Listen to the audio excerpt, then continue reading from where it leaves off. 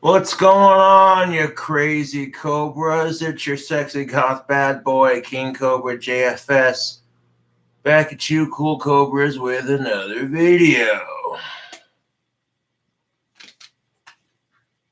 So, we got ourselves a can of beer, we got some cigars, and we got a little bit of Mountain Dew. So, we're gonna have ourselves a cigar and a drink combination. What up, punk rock?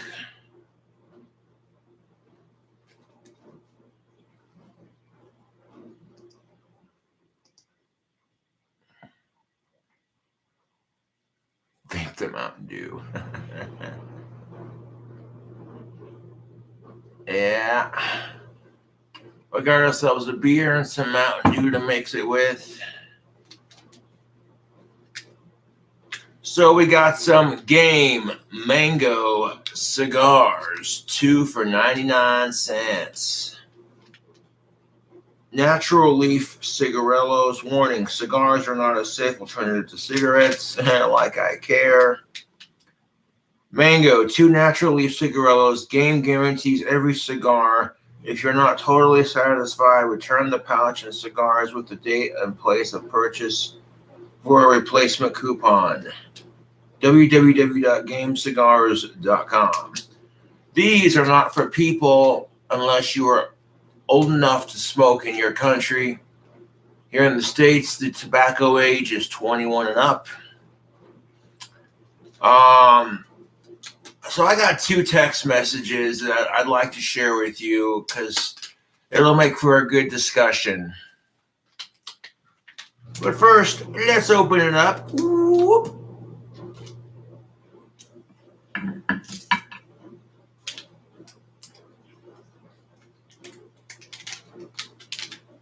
Before I read you the text messages that I got, I'm going to make me a drink combo and I'm going to bust out a cigar. Like I said, they come with 2 cigarillos. Go ahead. Put one back for later. I also went and picked up a brand new Liberty Bell lighter. Look at that. I already popped the safety off. Ready to go. That smaller end right there. Hey, you guys. Ooh, right off the bat, I can taste the mango on it. This is going to be a good cigar. All right. So, we got some Camo Silver Ice 24 high gravity beer. 10.6 alcohol and volume. It's cheap and it gets you drunk. Well, a couple cans of these will get me going. Now, if I have like 2 cans of this stuff, 1 or 2 is usually enough. Got my Jack Skeleton mug. We're going to use that for our mixer drink, for our mixing goblet or mixing cup.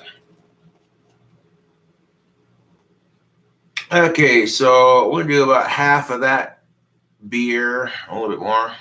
Okay. Do a little bit more so I can sip on it real quick.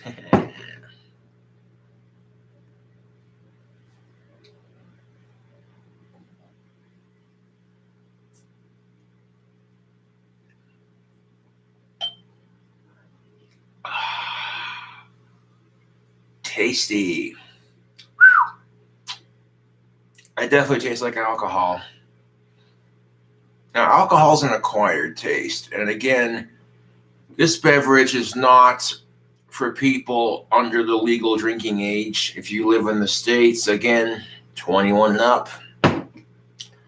I agree with the alcohol age being 21 and up, but the tobacco age being raised to 21, I think was complete horseshit. And the reason why I say that is because if you turn 18, you're old enough to buy an AR-15, you're old enough to vote, you're old enough to watch porn, be in a porn, die for our country, take out a loan, but you can't smoke a fucking cigarette?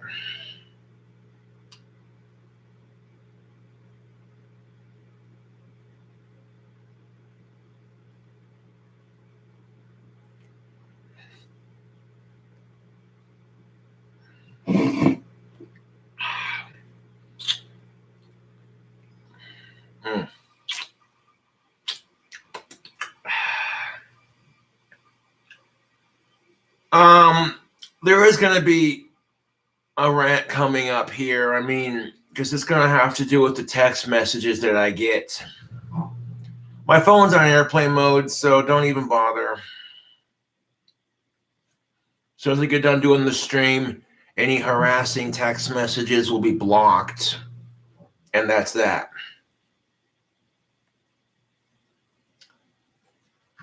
Oh, I wouldn't. No, Copes for dictator, he says. Aw. See, I wouldn't go that far with it, man. If I had that kind of political power, I would change the world for the better. I'd make the world a better place. If I had dictatorship over the world, I'd make it so everyone was free and had a democracy, just like we do in the good old US of A. We'd have freedom of religion everywhere.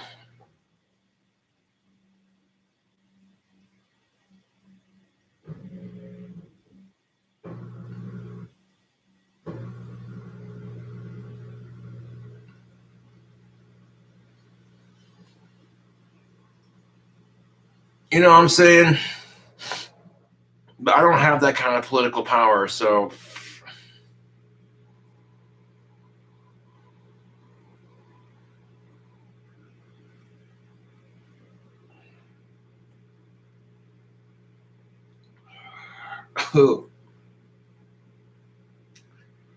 yeah, that beer's a little strong. It's got 10.6% alcohol. That's enough to get the job done.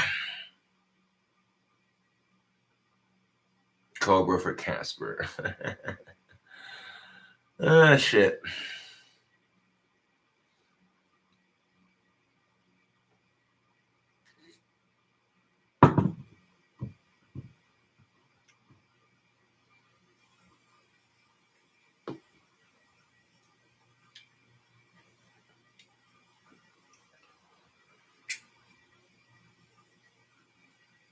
Got my transition lenses.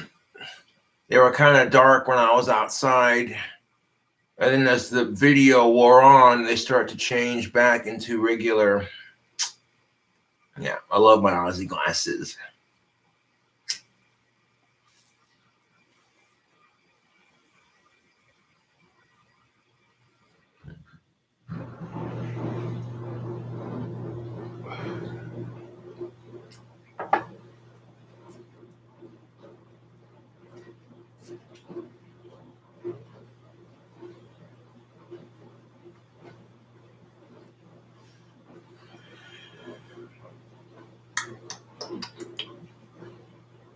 Right off the bat,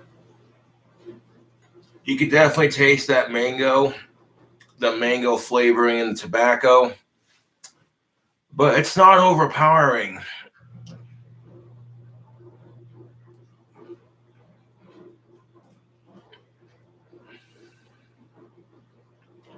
The mango on these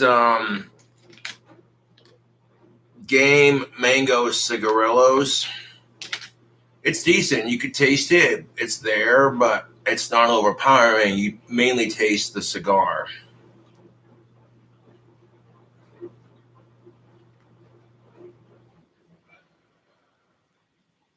That's good. Well, cheers, YouTube.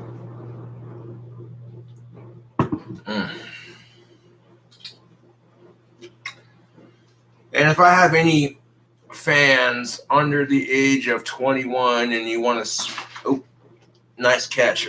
Didn't spill anything. Okay, we're good. If I have any fans who are under the age of 21 and you want to smoke and drink like your favorite YouTuber, you're better off waiting, dude. If you want to have a drink on occasion and you're 21, who cares, right? But I would not encourage any of my fans to start smoking.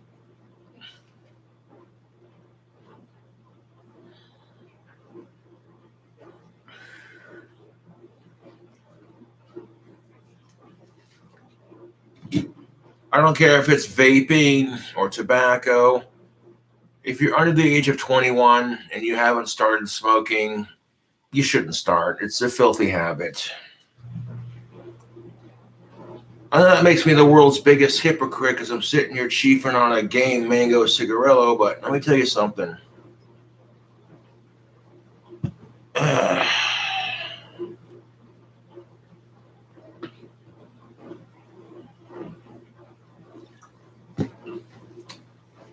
People tell me that smoking's bad for you. You're going to die of lung cancer or heart disease. And I'm like, I'll take that chance.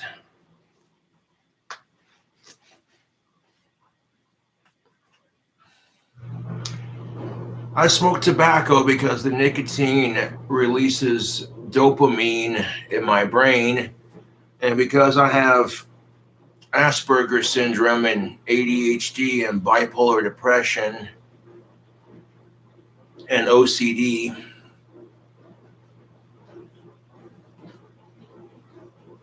the nicotine regulates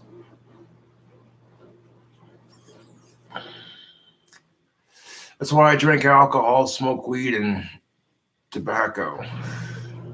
Because those things, they help with my Asperger's. Although some of you might call that self-medicating, but that's all right.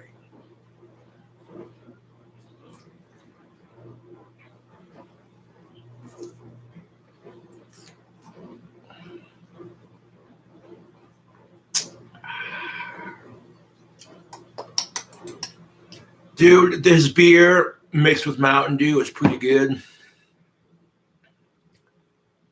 It's a cheaper version of a Cobra's Mist, basically.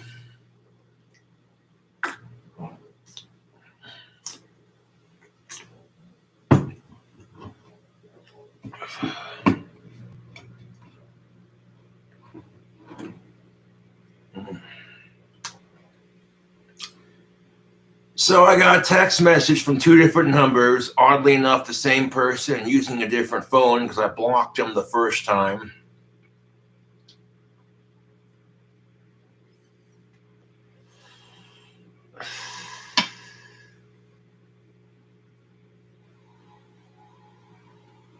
I'm not obsessed with you.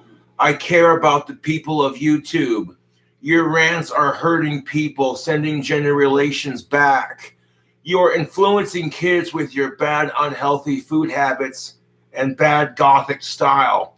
Just last week, I saw a kid in my neighborhood wearing one of your shirts. I'm worried about the future. You're hurting people, Josh. You better not go live today, too. So you know what I said to him? Or her, them, that person? I said, fuck you, you sad fuck. If you were not obsessed with me, you would not care if I go live. My rants will fix things. You wait and see. You just got blocked.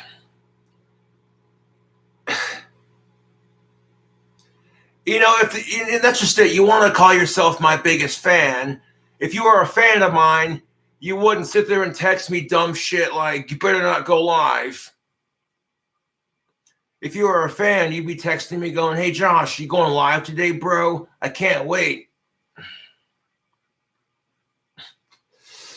So the same dumbass texts me back. He says, I'm sorry if you feel that way, Josh. I used to be a big fan. You will not fix things with your rants. I won't bother you anymore. I just care that you're getting too many young fans and influencing them badly with your gothic style and hurting gender relations that are wrong and hurt. Using my friend's phone because you blocked me. You better not go live today. I will pray to God hard. Don't go live. Well, your sky god doesn't exist because here I am going live. My response was, I'm going live. You can't stop me. You need to get some help. I feel sorry for you. You think that my gothic style is bad? That's your opinion. I like the way I dress. I'm confident enough with who I am as a person to say, fuck what the world thinks. I'm going to dress the way I dress. If you got to better not go live.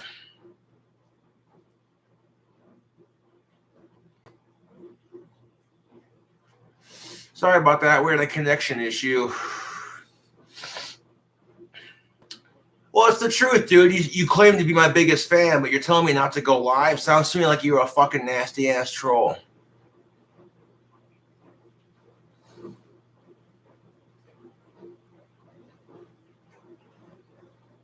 Now, my goal with the gender relation rants is to improve gender relations. For too long, we've been stuck with these ideologies where both sides are just stuck in their narrative and they're being told that's just how it is, accept it. And I'm the asshole saying, no, if it's unfair for either side, you don't have to accept it.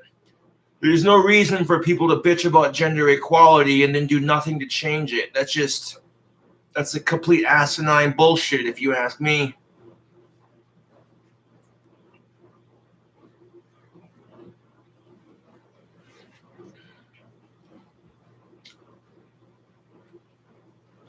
I've noticed this, that if women fight for men's rights or if men fight for gender equality, we get attacked for it. It's because we're going against the narrative. The system has you sheepishly cornered in your little safety bubble of these indoctrined, institutionalized ideas that say this is how men, women, blah, blah, blah. I hate that, especially when it creates all the bullshit we see on the dating scene.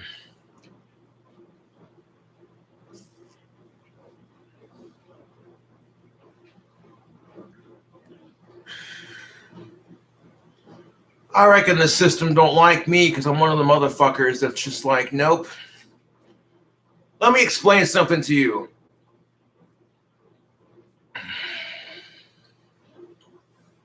The system in play would much rather see women as victims than strong role models.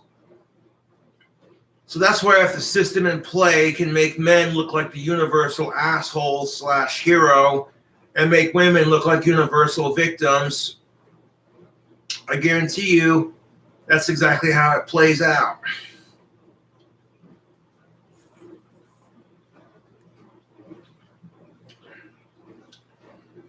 It doesn't help either that sometimes for the majority, that's just how it plays out.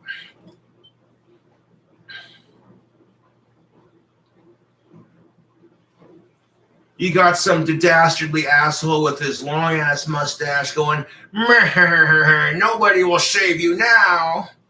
There's some chick being tied to the train tracks. Oh, help me. Oh, somebody help me. And then here comes Mr. Strong, Studley, silent type on his trusty steed galloping to the rescue. And he triumphantly screams, I will save you. Then he comes in and kicks the bad guy's ass, unties the chick, and then sends the bad guy to jail. Thanks again, manly man, for saving the day. Oh, and it was nothing, just doing my part.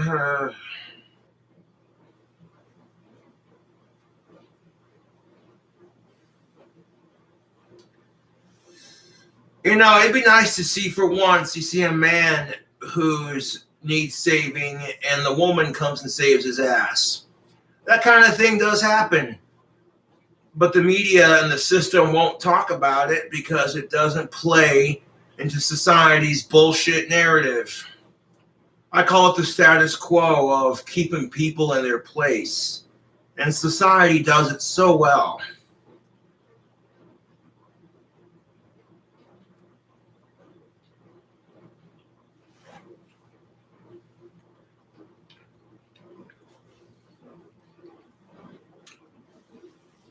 It's like I said, if they keep you fighting over gender relations, racial equality, differences on religion and political beliefs, it keeps people distracted.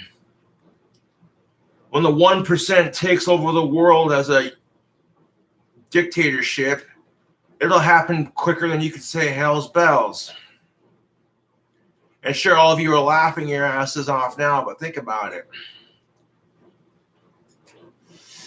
If you're distracted fighting with your neighbor about their beliefs as far as religion and political ideologies, you're going to be too distracted with your opinion and their opinion to notice. All they got to do is swoop in and bloop. By the time if they've taken over, you're going, wait, what?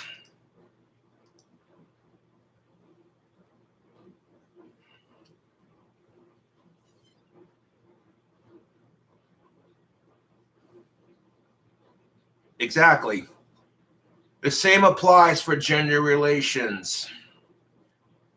The man and the system, they don't want gender equality. No, they don't. They don't want racial equality. They want people to continue butting heads while they take over slowly but surely.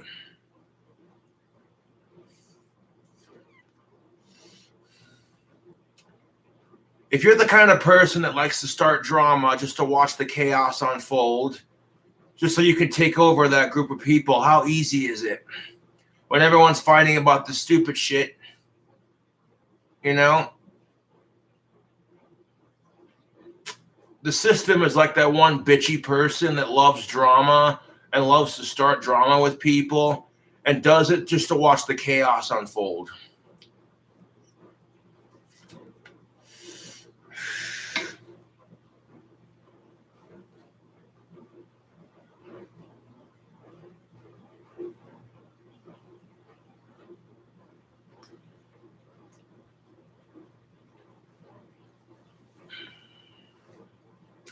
So I'm telling you right now, people, you got to wake the fuck up and see the bullshit. Smell the coffee. You know what I'm saying?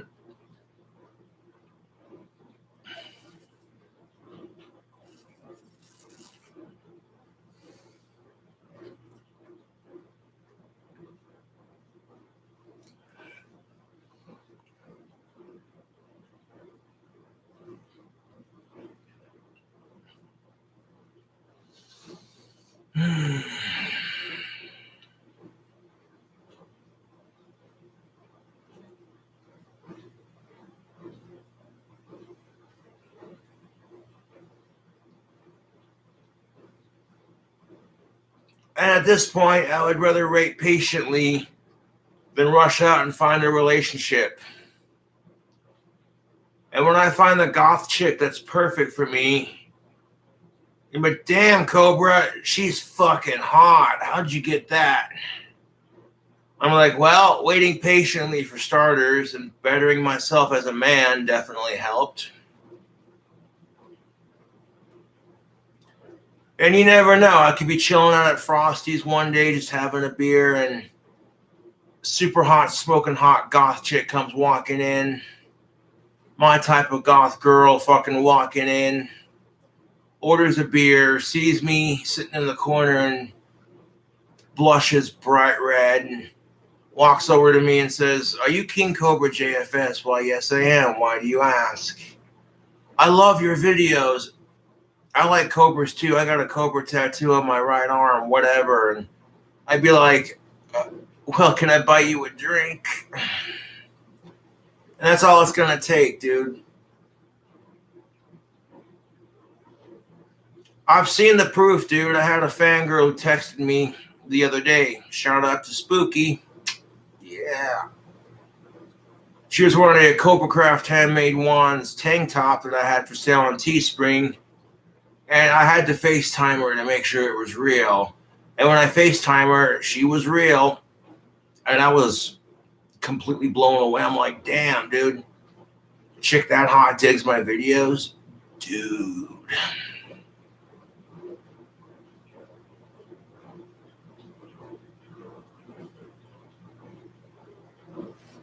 She couldn't talk for very long. She was busy, but I got to FaceTime her for a little bit, and I saw that she was real. Yeah, buddy.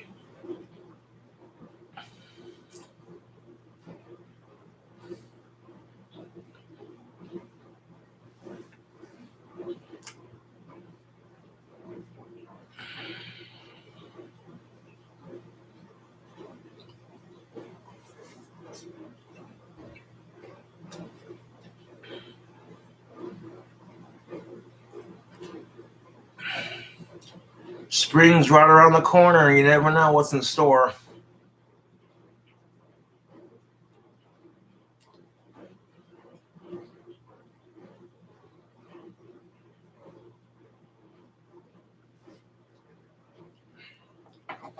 I've been banned from the CY bar because of my trolls, and just leave it at that.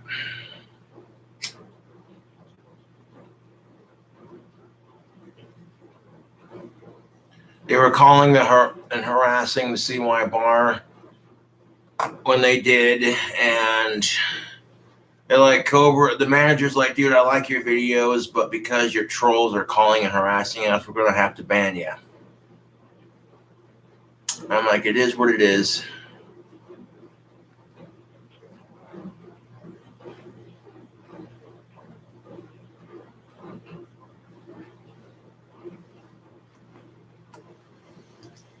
You don't know, dude. You're not living my life.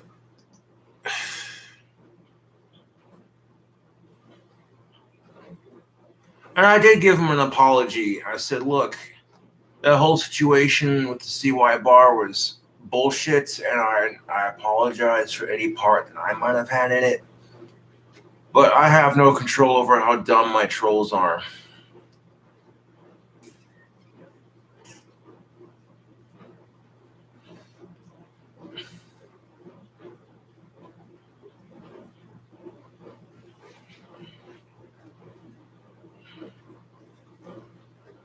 Set that cigarette low down for a minute in the ashtray.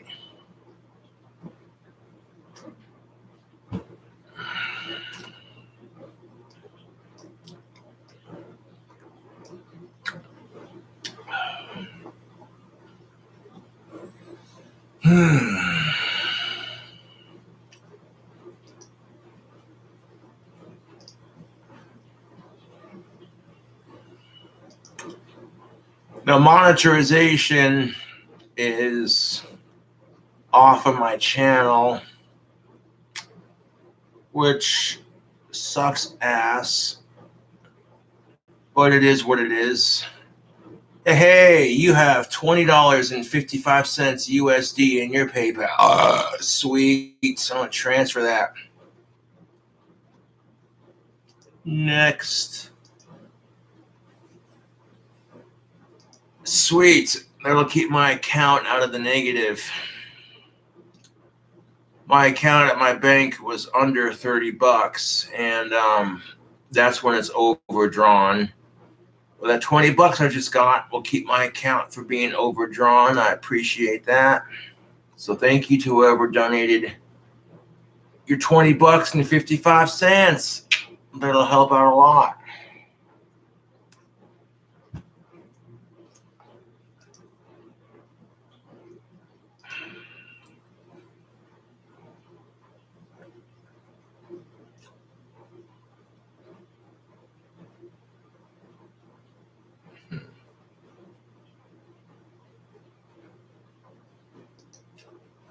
If you thought Amazon was cheap, try it with Capital One Shopping and then tell me what you think. While you browse Amazon, Capital One...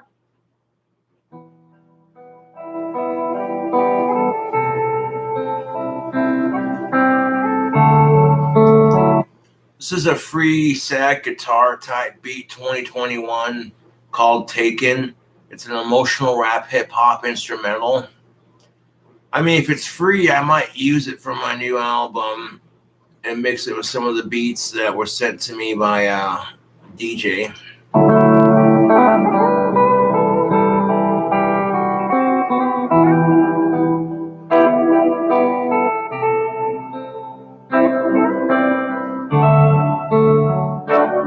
Yo, sitting at the bar after dark, grabbing a beer, holding back the tears, wash away all the fears.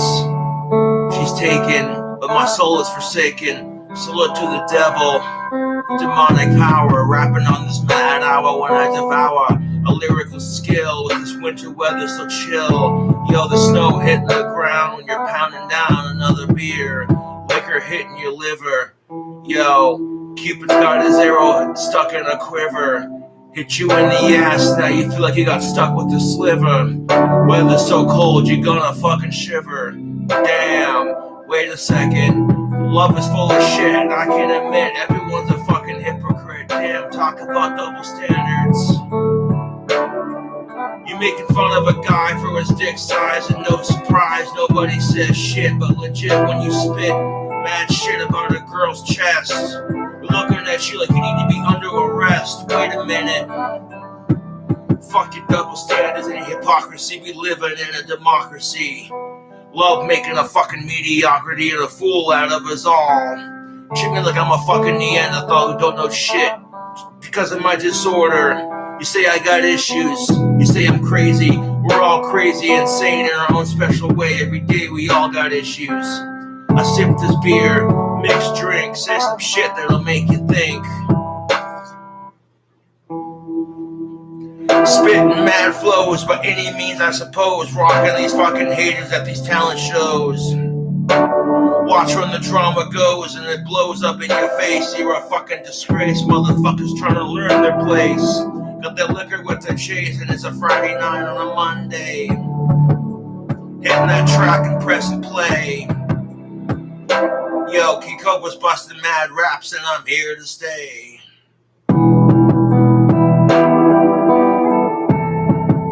Feeling frisky, down in that Jack Daniels whiskey. Broken hearts, like broken bottles. Step on eggshells. Someday you're hoping to hear wedding bells, but who gives a fuck now? The music it swells.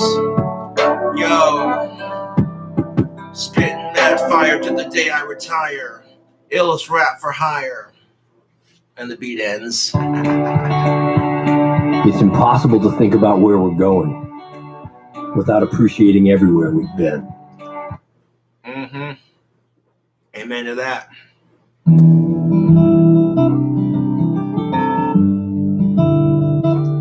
This rap beat is called Burnin'. Uplifting country rap instrumental.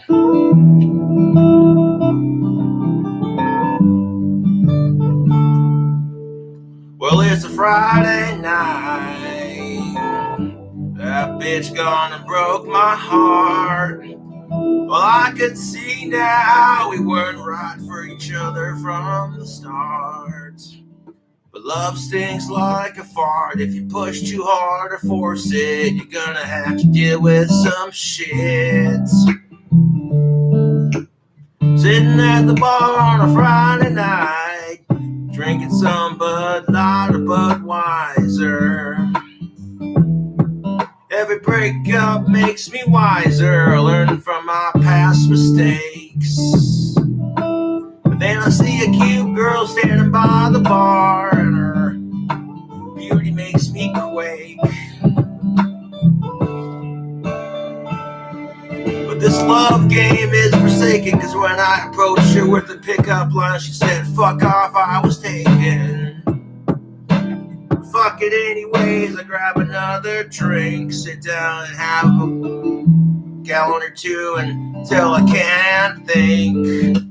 My brain cells in my liver in a rush to go away.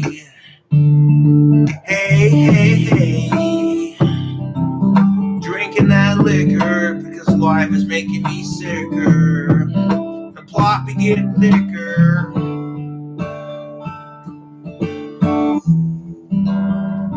Walking home in the cold. Love's bullshit's getting old. But funny how your song changes when you find the right one. You find the right one and you're like, I'm fucking done. You can't be in a rush to make a good thing happen. Drinking that booze and now you're passed out on your couch napping. Men and women complain about the same thing. They can't find the right one, and it's insane how love can cause so much pain.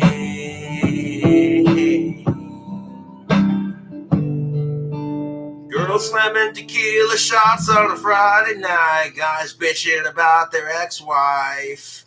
Love is a bitch and it sticks you like a knife.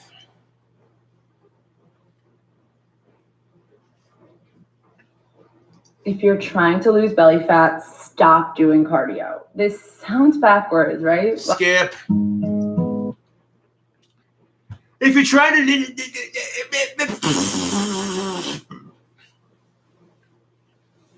Yeah, my attitude towards if you want to lose belly fat, you want to lose it, then lose it. If you don't want to lose it, then don't lose it. Who gives a shit either way? Enough said.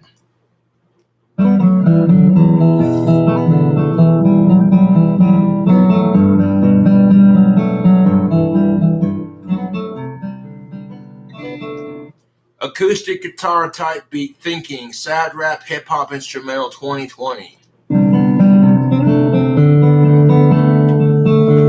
Yo, this shit got me thinking, cause this love be stinking like a fart in a crowded room. You're trying to find someone to be with, they say marriage will send you to your doom. But if you fight the right one, waking up to him when the sun rises, yo, trying to find the right one that keeps you interested and full of surprises. And the lies is full of shit, legit when I spit, too legit to quit, damn. Cause they said King Cobra was the shit. Thinking about the other night when I sucked your clit. You said, damn, the pussy head was the shit. You came back and sucked my dick, and right quick I busted a nut. All the haters talking shit, they called you a slut. But yeah, but they don't have what we have, and they're jealous. They'd rather spend their time hating on someone else who's got someone when they don't have nothing. And it's kind of sad, these trolls are getting mad. But my bad, they can't handle how rad I am. Popping up on the cam, making a live video and talking about some shit on my mind when I rewind the track. Rewind that track and get back. They can't handle it, I dress all in black. They say my style's mad whack. These fucking haters must be high off that crack. Oh, they can lick the shit from my ass crack for all I care. People are gonna stop and stare like you never seen an autistic wearing a smart collar. Holla at your homeboy and hang out with your friends. Because doing anything by any ends means, yo, got you thinking about some shit legit when I spit. Too legit to quit, damn. Busting a mad rap on the spot. Not gonna stop rapping till I rock. Maggot food, 6 feet in the ground. I'm one badass dude with a wicked sick attitude. Yo. Rapping to you on a Monday. No matter if it's Tuesday, Wednesday, Thursday, or Friday. I've been busting mad beats and busting mad raps every day. Hit that track and press play. Yo, I don't give a fuck if my trolls are gay, but they found out about me doing it. They must be anyways. No judgment here, but these trolls have fear. They ain't afraid to talk shit, but they're afraid to be themselves. My lyrics are mad rap, on top shelf like liquor. Tequila, tell these haters see ya, wouldn't want to be a damn. Your life is so sad, cause I've got you so fucking mad. You wanna act like it's my bad? Fuck it. You can't handle the truth. Red pill. I'm sitting here and chillin', like an old school rock star villain for reelin'. Alien on this mic, it's like, goddamn, wait a second. Yo, I hit this blunt and fucked your girlfriend in her cunt, and now you're pissy cause she said I did it better. Write yourself a little letter, a note to remind ya, you don't wanna fuck with me. See, homie G slice when I dice on this mic, it's like, goddamn, spit a bad flow. Yo, your girlfriend's nothing but a nasty asshole, and you blaming me for fucking her when she fucked around on you. You say fuck me, I'll say fuck you. You wanna call me a cock, but you can suck my nuts, you fucking nasty ass putz. It's not my fault you're hooking up with nasty ass sluts. Whoa. You call yourself my fam, but you text me every day. Said you better not go live. Nothing but a troll. Full of bull. Tell me to kill myself, you first. Lyrics top shelf. Yo, fuck the trolls and fuck the haters. Nothing but punks and wannabe skaters. pissed off and living a broken life, and struck them with the fucking knife. Cut them deep, talk is cheap. Thinking you're so tough behind a text message or a keyboard. You're a fucking retard and you already know the score. These trolls are making me bored. I got better things to do with my life, and sit back and relax and laugh at these haters. I've been laughing at everyone else.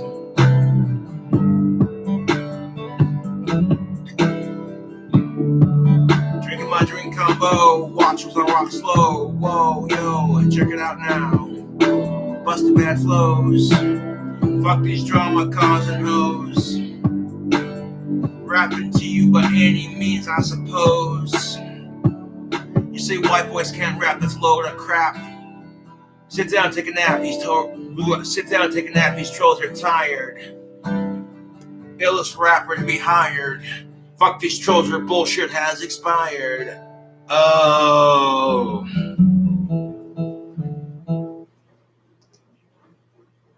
Nice. My new money goal? Refinance, free up cash, turn my spare room into a recording studio. Discover and compare the smartest credit cards, mortgage lenders, and more, so you can make your money goals happen on NerdWallet.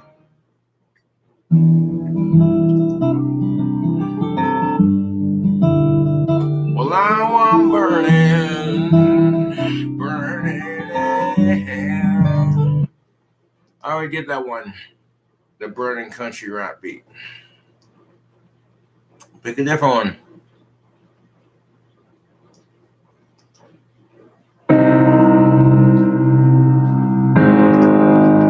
Yo, these trolls are going too far. They try to scar, but they hate on this fucking internet rock star. But when I go far and hit that 10 million mark, making videos after dark, and in the daytime when I bust a rhyme, what the fuck they gonna say? Still talking shit every day. Hey, yo, check it for 1 second. Could you recognize when you're full of surprises, wicked demises? And the lies is doing nothing but digging you into a hole you're full of bull. Smoke a bowl and laugh at these haters, yo. Because these haters are gonna realize their toll and they're taking the toll on their own life. Like the bell when it swings and I'm feeling swell. But these haters are on a blast like shotgun shells. See these fucking haters when I'm laughing in hell, feeling swell when the music swells. Damn. We're drinking this bad liquor beer to get sicker and steer these haters in the wrong direction. These fucking haters are like the coronavirus infection. Fuck them. Yo, I see it all the time when I bust this rhyme. Yo, hold up a second. Yo.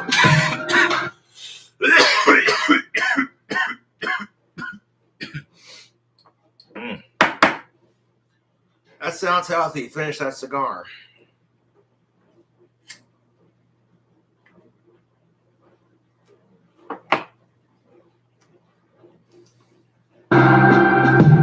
Party like rock stars, smoking fat cigars, hitting that bottle, not thinking about tomorrow. Just enjoying the time we got now, making the best of the moment, hoping it'll last. Fuck these haters and put them in the past, cause the bullshit ain't gonna last. Fuck it. Yo, they get tired and they say they can't top to what I say, can't top to my game every day. Texting me anyways. You say you're not obsessed, but you're texting me every day. You better not go live. Fuck it. Wouldn't it make your life easier if you just ignored me? You don't like me, fuck it, I don't like you.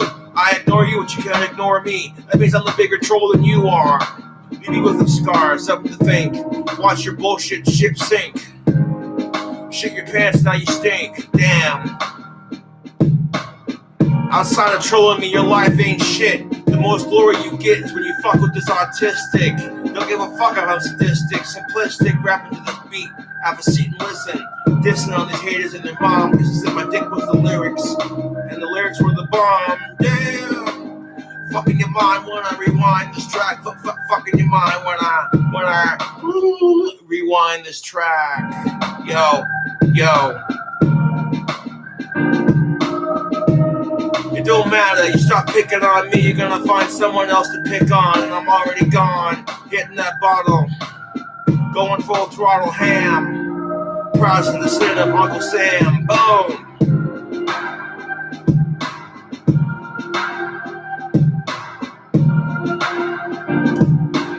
Yo. Prick it. Bust a rhyme for a nickel and a dime. Haters acting sour, they sucking on lemons. Should've been sucking on limes. Hating cause I got mad rhymes.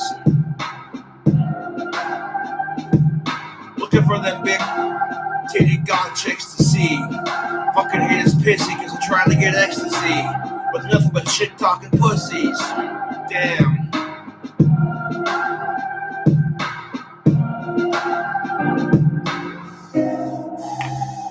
You wanna judge me, but I judge you. You see a part of me in yourself. You can't handle it cause my lyrics are top shelf. Yo.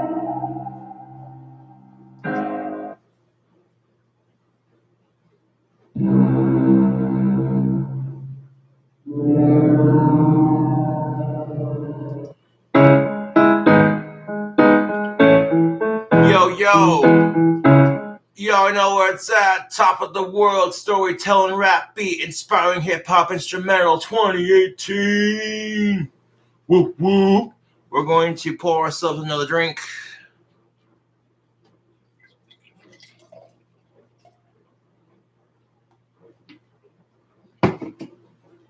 Half of that Camo Silver Ice 24 4X. Don't act perplexed.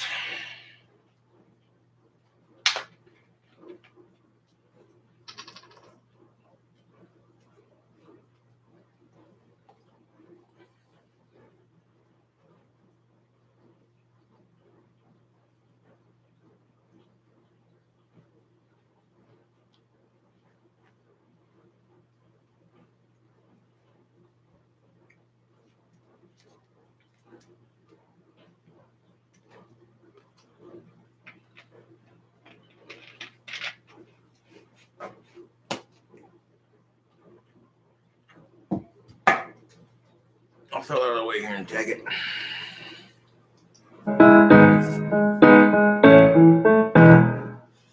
Yo. When you're on top of your game, there ain't no shame. Motherfuckers remember my name, King Cobra. Bro, whoa, yeah. Do I even fucking know ya? No, you're sitting here talking shit, trying to bring me down. When I get you down, even worse. Perverse, don't give a fuck if I curse. I'll see these fucking haters within the back of a fucking hearse. Wait a minute. You guys try to hate on me for trying to make it, but you can't even fake it. Try to steal my fame and take it. Fuck 'em. I drink my liquor to get sick of my rhymes. Sitting here busting mad lines. Yo, my raps go more hard than a retard on Viagra. Illest rapper in the 307, no duh.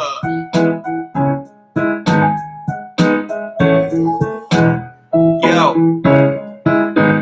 Even when I'm on top of the world, I'm still hating. Trying to complicate my life. Fuck these haters and stick 'em with a knife. Shit talking wussy.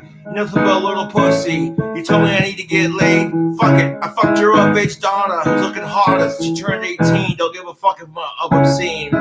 Fucked your mom because she said my dick was the bomb. Fucked your grandma because she needed some too. You say fuck me, I say fuck you. And they all said I did it better than you. You sick fuck. You suck. Fucking tuck those tiny ass nuts between your legs and walk the other way before I deck you in the face. You're a fucking disgrace. I'm the liquor and you're the fucking chase. Yo. I'm the harsh burn, now it's your turn. When these fucking haters gonna learn? Fuck with the Cobra, get bit. Cause my raps are lit when I spit. Cause you know King Cobra's the shit. When I take a shit on these haters' faces. Fucking disgraces. Say I'm too hard to tie my shoelaces. Fuck it. Got mad steel toe boots. Haters in cahoots. Gather them together. Trying to stop me, but you can't stop me. Can't top me. I'm on top of the world with my game. Motherfuckers remember my name. King Cobra, bitches. JFS, that's my initials when I caress your girlfriend's fine ass. Get done and smoke a blunt full of grass. Wait a minute. Can't handle me. I'm bigger than life. Stick you with a fucking knife. Slice and dice. Motherfuckers think I could be a nice guy, but when it comes to these haters, I ain't so nice. Spit bad live rhymes. Yo. Subscribe for more.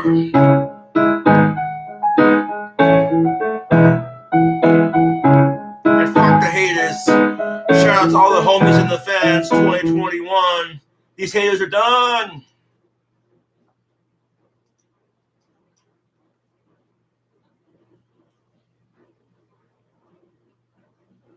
What up, Courtney?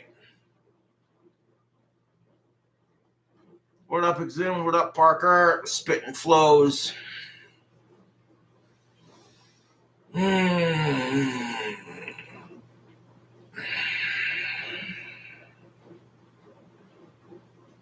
doing pretty good, man. I got my rent paid. The place is clean. You know, I really can't complain. Well, thank you for the compliments, everyone. I appreciate it. Just had the urge to bust a rhyme. Like I bust nuts when I'm watching hot chicks on Chatterbait. Fuck these trolls trying to make me irate when I punch them in the face and clean these trolls' plates. What?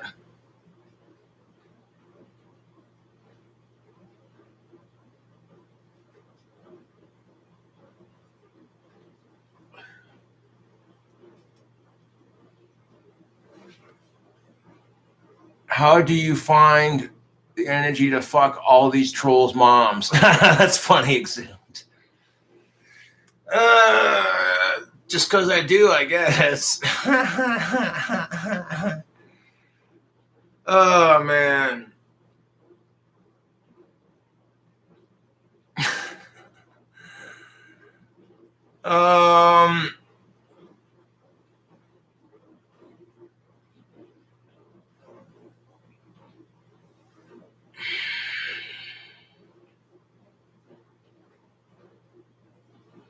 Dark rap god. Oh, I did listen to Eminem and Snoop Dogg and what have you growing up, but I'm not as good of a rapper as Eminem.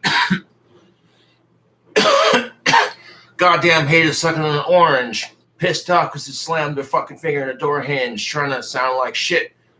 But their fucking comments make me cringe. Damn, they're so sad. Got them so mad. These haters on their periods because they need a pad. Wait, that's too far.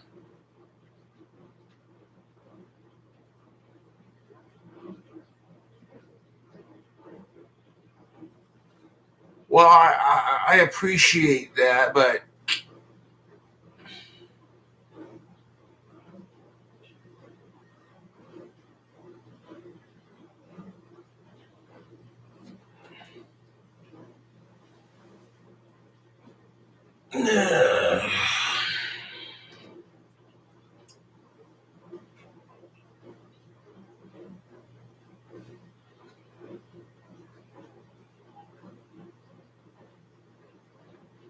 I wouldn't mind having $1 million.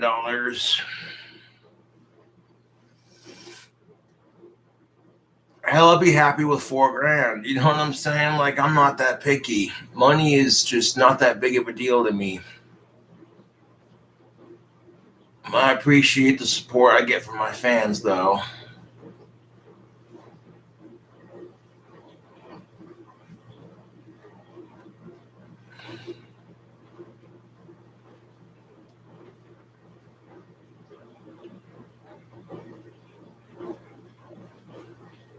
Become a gigolo. Oh, jeez. Oh, man.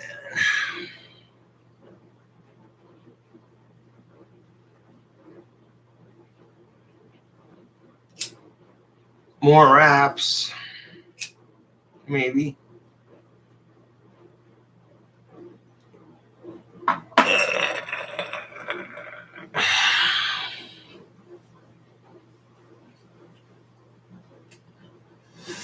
Yeah, $4,000. That is a lot of pizza and burgers. You're right about that.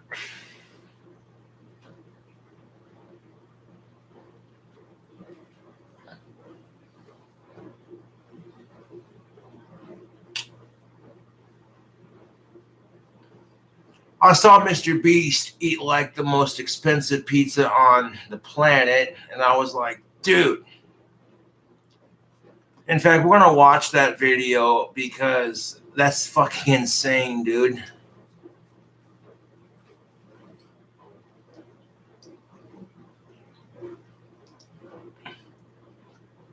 I saw that video and I had to give it a like because I'm like, that's just crazy shit, dude.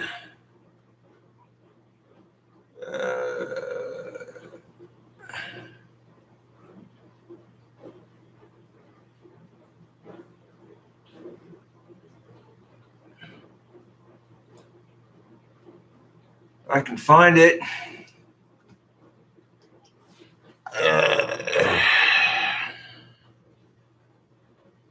Yeah.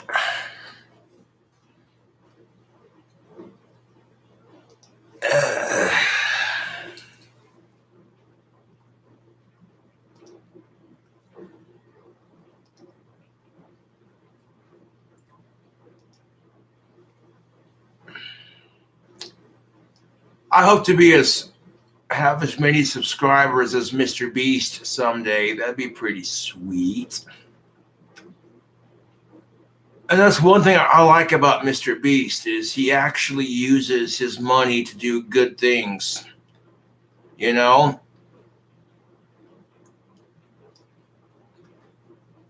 Mr. Beast eats a $70,000 golden pizza. T-Mobile is now Like, this shit's nuts, dude. America's largest and fastest 5G network. Right now, current and... This is the beginning of a $70,000 pizza. In this video, we will be eating a $70,000 pizza. Oh my god, this is incredible. Yo, $2,000 steak. Oh my god, this is amazing. $5,000 taco. It tastes like the ocean is swimming in my mouth. It does. But first, we're going to start with $1 pizza and work our way up. This is $1 pizza. This is a $2 hot dog. This is an $8 burger. It's better than McDonald's. These are $16 wings. That's it? Yeah. Next is $64 golden wings. Here's the golden wings. Do you always serve them with that? Can we have it? Here you go, Chandler. Thanks. Wow. Chris is sick, so he's tuning in on an iPad. These are our famous Ainsworth 24 karat gold. I'm sold. I just kind of want to eat it. Hey, don't forget me. You can wait.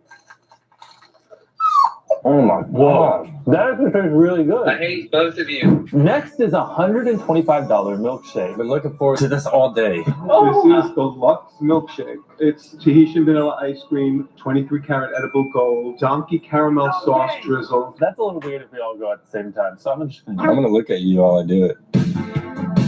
Oh my goodness. That tastes amazing. Yeah, he's dead. Oh my gosh, this is so good. I don't know what to do. It tastes like silk clouds. That is actually a good.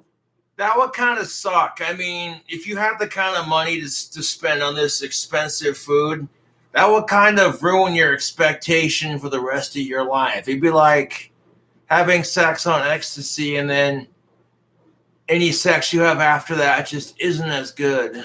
Oh. It tastes like ice cream, but like 10 times better.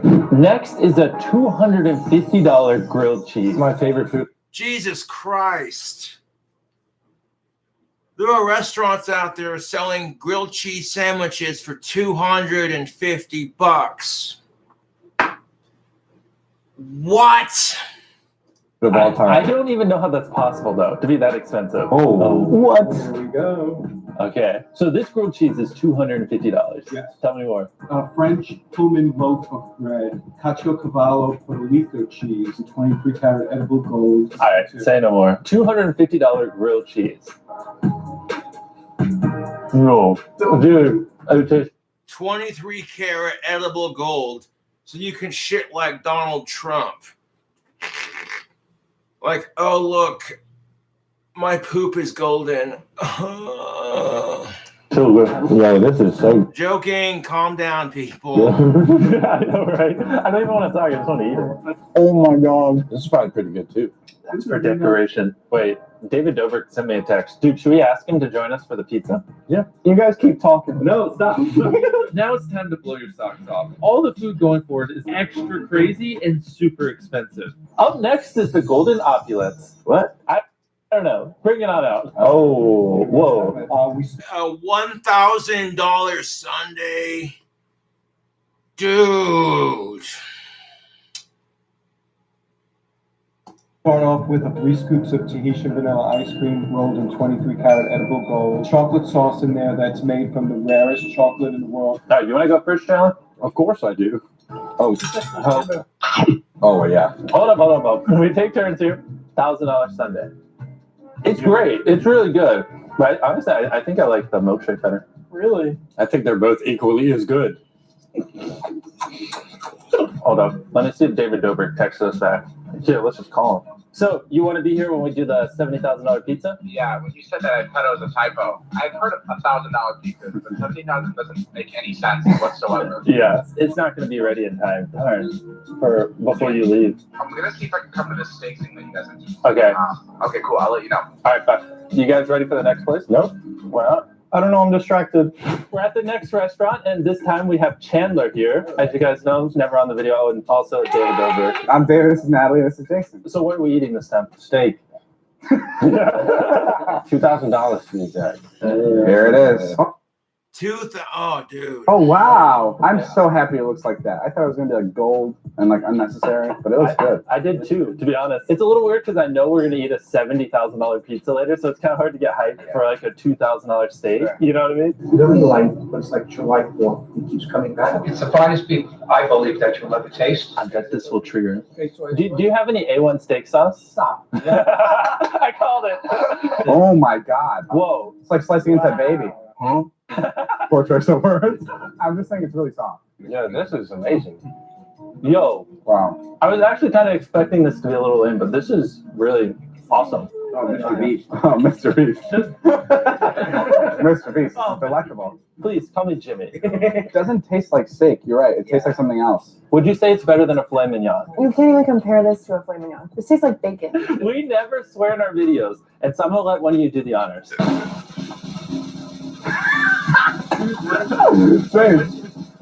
Hey! Too bad it was bleep. So we all ate the steak, and now we're gonna rate it. What was your rating? 10 out of 10. Oh, come on. You stole my idea. I would say like a 9 or 8.5. She was so scared. Yeah, I'd say a 9 out of 10.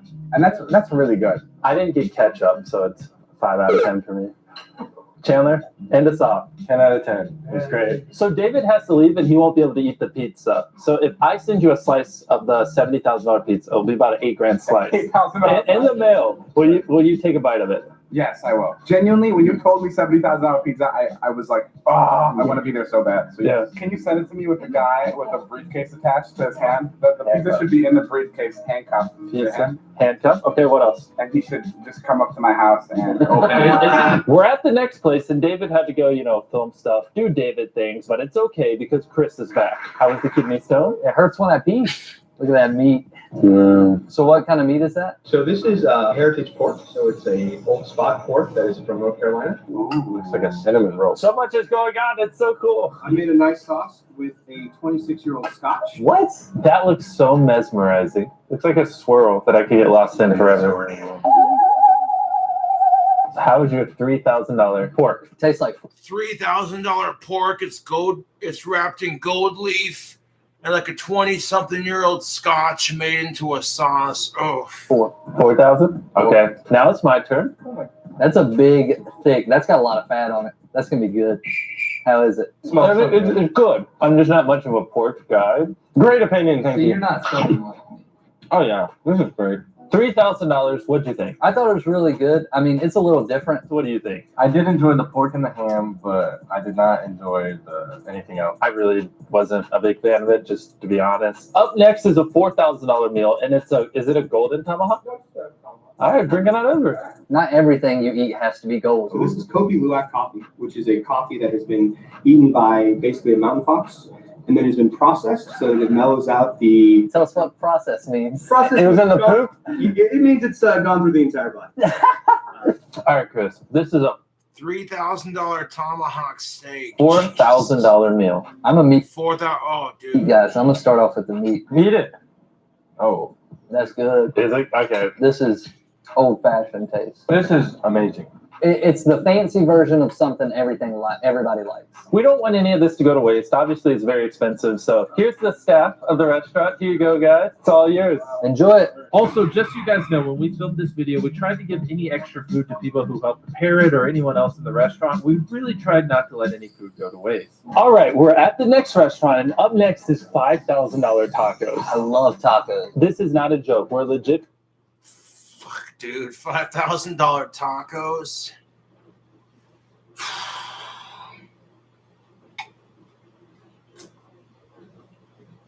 Paying $5,000, 5 bands for some tacos. Each of these is about $1,000. What makes them so expensive? So what it makes is all the ingredients, the tuna, the caviar. The shell is made out of squidding. Squidding? Yes. No way. Yeah, I've never had caviar. Is this a jalapeno? Yeah, so This is $1,000. I've never had caviar before. I'm actually kind of nervous. I had it yesterday. How was it? Very salty. I like salty. You will like it. Bite into it. Bite into it. Go for it. You only live once. How is it? This is pretty good. All right, I gotta try it. Well, if you like fish, I recommend you'd like that. That wasn't that great. I know. It is very salty. It tastes like the ocean is swimming in my mouth. It does. I feel like the more expensive food gets, just the more it just throws flavor explosions at you. Take a real bite. Come on. You could pay your rent with this taco. Oh, what is that? He does not like leaves. Oh, no. Dude, the ocean's trying to swim out of his mouth. How do I eat fish? I like that. So what's next? So here we have the short ribs. This is $6,000. That looks like chocolate cake. That does look like It chocolate. has a nice beautiful glaze in there, the sauce. Now remember, this is the last thing we eat before the $70,000 golden pizza. I don't know how I'm gonna handle that. It's a black wagyu short ribs, obviously super expensive. So we get it like by sear, let it marinate for 2 days, and then slowly cook for another 8 to 12 hours. I'm proposing I just eat it and you guys watch. Okay. Sounds good. Just kidding. Give me that right now. Put it in my mouth. Ready? Yeah, Oh my God. Whoa. That's a butter knife. Here we go. I mean, it's whatever. I've already made up on my head. I don't like it. It's crazy to me how it tastes like a really fancy version of things I've tasted before. All right. Well, I was fooled. I can't believe we spent $6,000 on this. So, $6,000, $5,000. This is with the gratuity baked in, so they got a good tip. So far up to this point, the takeaway of this video is that more expensive food doesn't actually taste better. I'm ready for a $70,000 pizza. So are you. Transition. I'll be honest, the $3,000 pork, $5,000 tacos, and $6,000 short ribs weren't, as good as I thought they would be. But up next is the $70,000 golden pizza. This pizza is made by a private chef that normally cooks for billionaires. I'm not a billionaire. Wow, what is that? Because who else could afford a $70,000 pizza? Let's go. This is going to be the biggest meal of our entire lives. I get it. I could have bought this and this and this and this and that. But I didn't. I bought a pizza. Now, before we go too far, I think we should, dress up a little bit. Let's go change. All right, boys. Glad we got that taken care of. That's pretty fast. We want that $70,000 golden pizza. Fantastic. It was ready to go. Really? Do it. Okay. We have an ounce of gold that's covering the crust. The first sauce we put on top of the pizza is a 10-year-old Parmesan bechamel. We have our Japanese beef has been marinated overnight in a $10,000 bottle of grape juice, Hudson Valley foie gras, that we've seared and flambéed with a $6,000 bottle of apple juice. Again, I know, right? But just wait. It's not finished yet. We have other things to put on top. We're going to shave some white truffle we had flown in from Italy. Flown in from Italy? So here is about $4,000 in truffles we got for the pizza. Wow. We have beautiful albino caviar. It's Almaso Cetra, is one of the rarest caviars in the world. And this is about $16,000 in caviar. Yo, that tin is $16,000. On the pizza crust right now, there is an ounce of gold leaf. and we're just gonna throw some more gold leaf flakes on top. We were like, we want the most expensive pizza in the world. Like literally Guinness record, most expensive pizza, and you legitimately delivered. Then we're gonna finish the top of it just with some awesome smoked sea salt. Ooh, crazy and stuff. This actually looks really good. Here we go, guys. All right, let's do it. Oh man. Oh boy. How do you feel cutting this right now? Pretty awesome. I mean, when's the last time you made a $70,000 pizza? Wow. Yeah. Chris, you taste test Super Pizza first. This slice is $4,400. I know, that is so Just the cheese is amazing. Everything else is even more amazing. But I can't get past the cheese yet. Dude, the crust is golden. Go for it. Oh my gosh. This is incredible. Yo, this is really good. No, like I'm not like straight up. I really, really like it. Oh yeah, that cheese is insane. I know. I thought it would be gross, but it's actually really good. I'm pretty sure my life is peaked. I don't know if there'll be any other moment better than this. Exquisite, marvelous, amazing. Amazing. Best pizza I've ever had. Can I just return this half of the pizza and get like 35 grand back? Whoa, come on, dude. No. Thank you. Oh my gosh. $76,000 for a pizza. It's 2 of my cars. Wow. How did we end up like this? It was a really good pizza and a really good experience. I kind of wanted to do a little bit of good. 10 grand. Where are we donating it?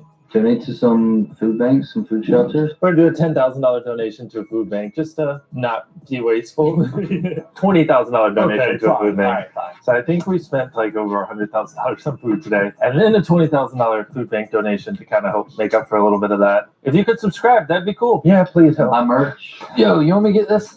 You want to take it? Yeah, I got this. I mean, it's going to say declined and I'm going to sprint, but I got it. This should cover it right there. That's your driver's license. Oh, well, I should get it. Well, hope you enjoyed.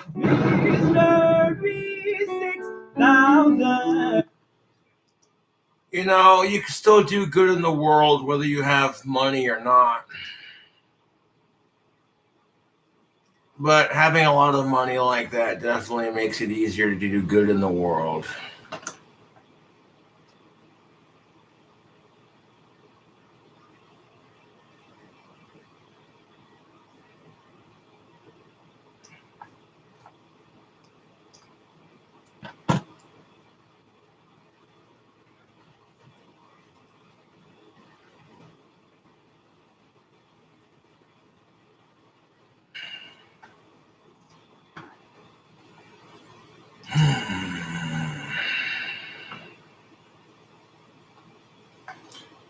Two Isaac Butterfield videos. Men are terrified of dating feminists. Here's why. That's my old bill.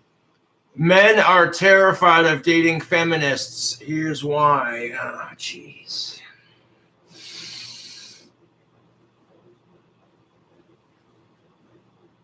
Well, they're terrified of dating feminists because they're afraid they'll be like one of those crazy feminazis who hates men.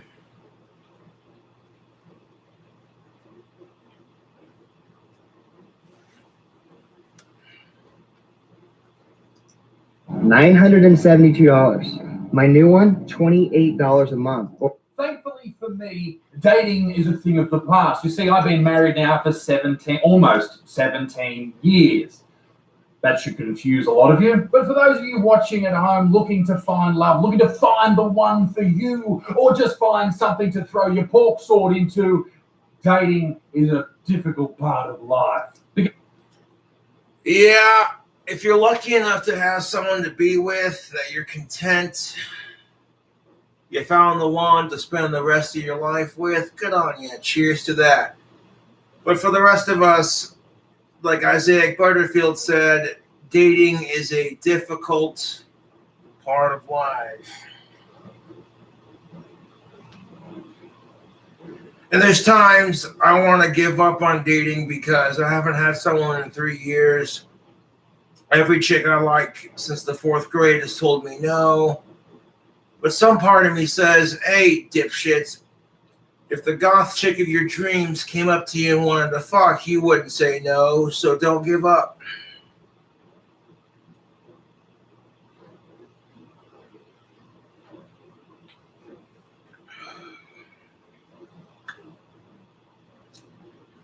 And the thing that helps me keep faith on this topic is I can remember when I got my first girlfriend, I thought I was never going to have that experience. So eventually I quit worrying about it, and then out of nowhere, it just happened. I got my first girlfriend, and Stephanie was an awesome girlfriend. I'm not just saying that because I'm single and haven't had no wedding in 3 years. I'm being serious. I'm not trying to get back with her. I'm just making a point of observation.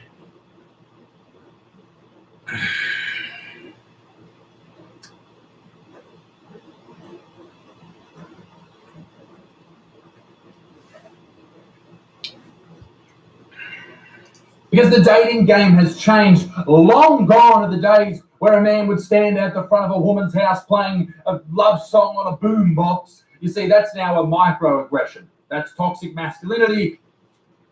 Yeah, what the fuck? Fucking Isaiah Butterfield tells it like it is. It's great. Yeah, because if you're a dude who goes up to your woman's house and you hold up a boombox playing you and her song, baby, I love you. We can still make this work. Most people would have considered that a romantic gesture back in the day, but today, that's toxic. You're sexually harassing her, and now you're stalking her.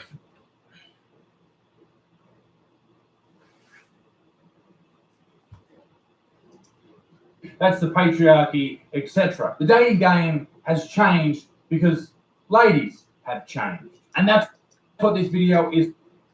No, the dating game has changed because women and men have changed. Society is changing.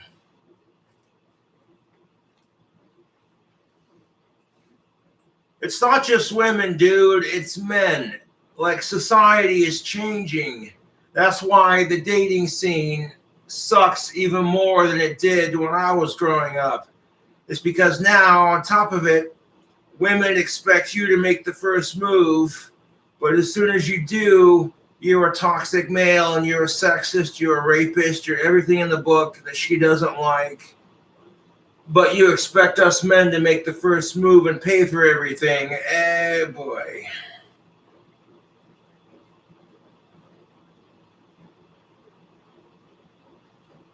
And to be fair, thank you, Lucifer, not all women are like that. But the ones that are, you're giving women everywhere a bad name with your stupid cunt shenanigans. And that's exactly what I'm going to call it, cunt shenanigans. The bitchy-ass women who ruin it for women everywhere else. It's called cunt shenanigans.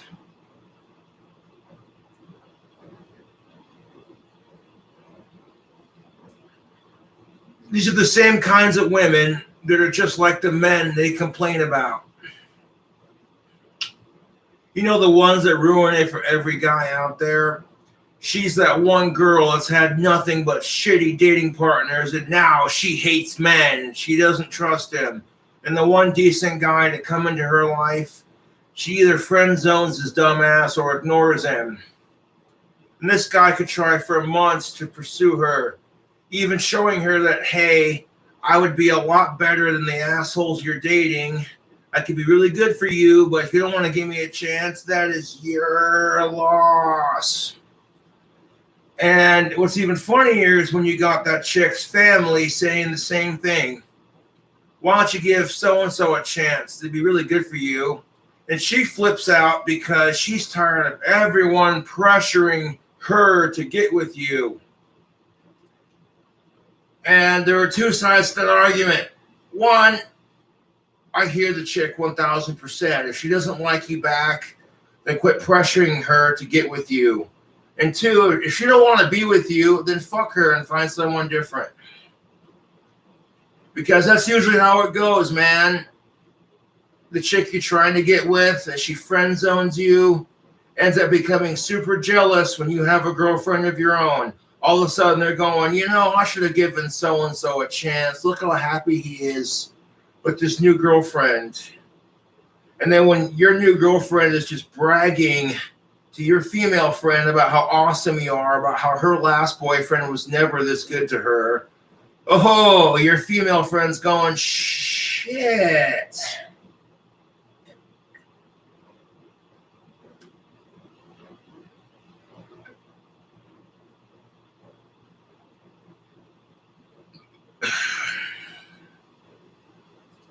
But believe me when I say this, you could find a chick you have a lot in common with. You like a lot of the same things. Your personalities are exactly the same. And she won't fall for you or get with you. And it's exhausting. And then you'll watch her get treated like shit by every guy she dates. You'll listen to her bitch about it and complain about it to anybody who will listen. You know? But does she do anything to change it? Does she give you, the decent guy, a chance? Does she go after someone who's equally as decent? Nope. You can't bitch about dating if you continue to go after the same people. At the same time, you don't know what they're like. They put on this facade, this fucking fake facade, to get you to go out with them, and then a couple months down the road, they're a completely different person. And subconsciously, you're just like, oh, you don't want to be alone, so you accept it. You think you're not good enough for a real person. Oh, you're afraid to be single. You're afraid to go without sex, companionship, cuddles. You know, I'm at that point. I am seriously at that point. If I hear someone bitching about their current other half and they won't do anything to break up with them, just to fucking say, oh, they're the best the next day. Facepalm.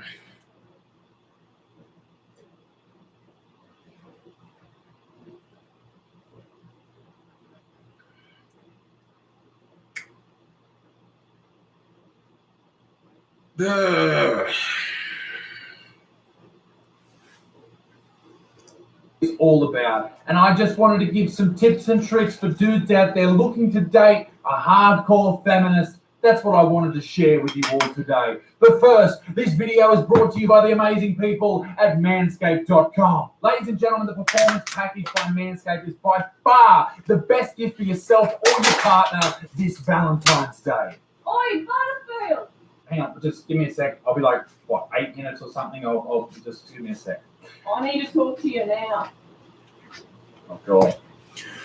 Fuck Valentine's Day. Fuck Valentine's Day. Seriously, fuck that holiday.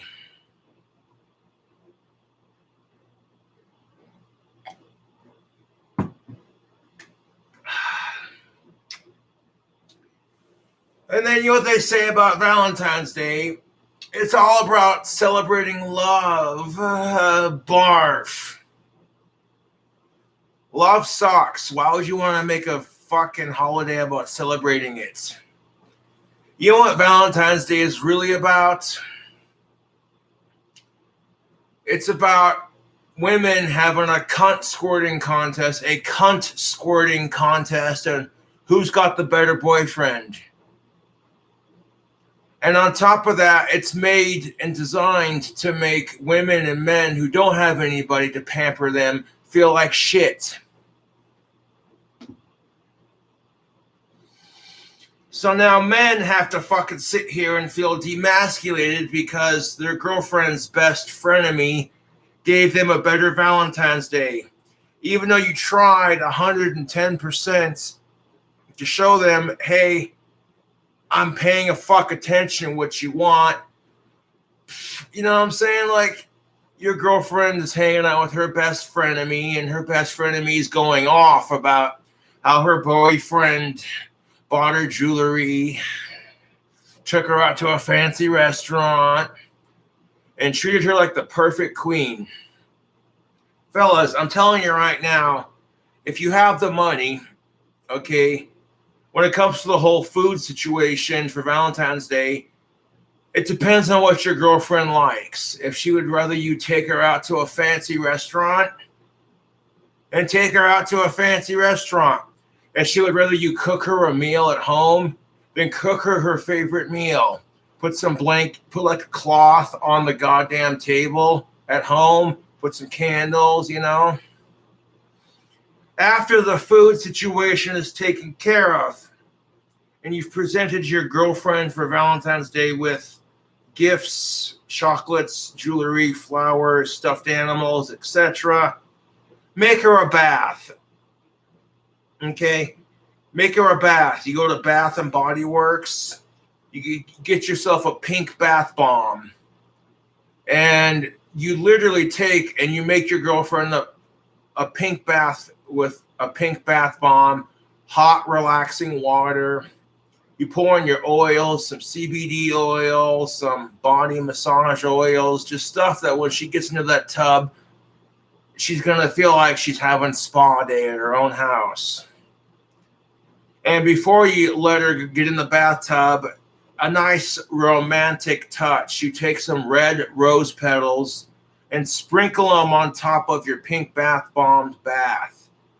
You get some scented candles, some incense, and some relaxing music. You dim the lights. And your girlfriend is seeing this trail of red rose petals that leads to the bathroom. Oh my, what could her boyfriend have done for her? And she walks in there and she just, her heart melts.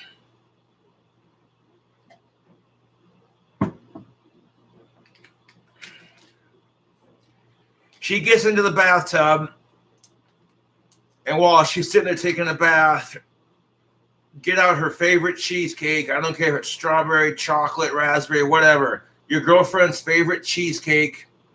Feed it to her while she's in the bathroom. And be delicate with it. Just, hey, who's my sexy goddess? You want a piece?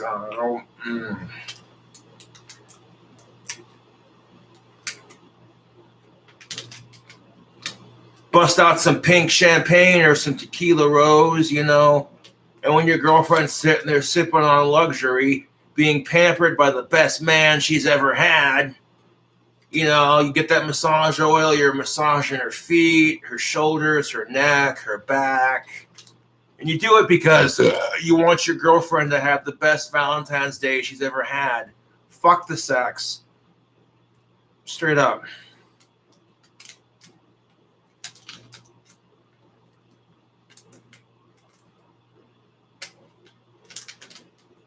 Now that your girlfriend's gotten out of the bathtub and she's feeling relaxed and massaged and pampered, she gets down on the bed. You fucking eat that pussy like a lesbian. Just go to fucking town on that shit. You eat that pussy like the first time you ate your girlfriend's pussy. Like, you want her to date you, so you're going to show her what you're really about. Go down on that shit.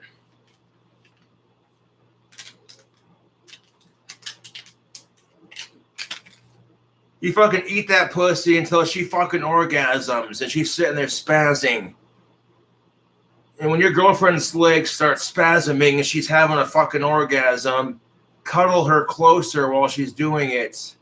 Hold her tightly, but not too tight. Embrace her, damn it.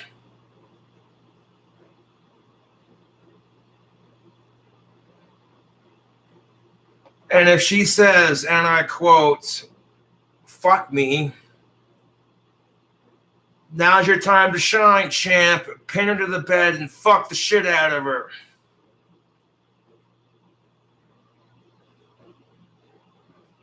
Now, ladies, I'm here to tell you right now, men are incredibly simple to shop for Valentine's Day. We don't want jewelry. We don't want chocolates, roses. You give us some good sex or some good head or a combination of the both. Maybe some titty fucking, whatever. You bring us a beer afterwards and then just leave us the fuck alone. Cuddle with us for a little bit and then get up, give us a beer. And then give us a pat on the back, like, good job. That's my sexy stud. Yeah. And I guarantee you, you know what I'm saying?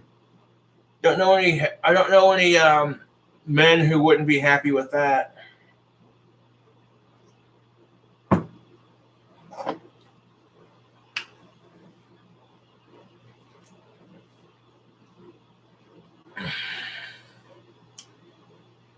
And I'm not talking about some weak ass, you're just doing it because you have to blowjob. I mean, really get into it. Like the first time you sucked your boyfriend's dick and you wanted him to spend all his hard-earned money on your sexy female of age ass. That kind of blowjob. You know what I'm saying? Where you're just, yeah. Oh, God. Big fella, I've had enough. It's over. Surely you don't mean that. You better fucking believe I mean it.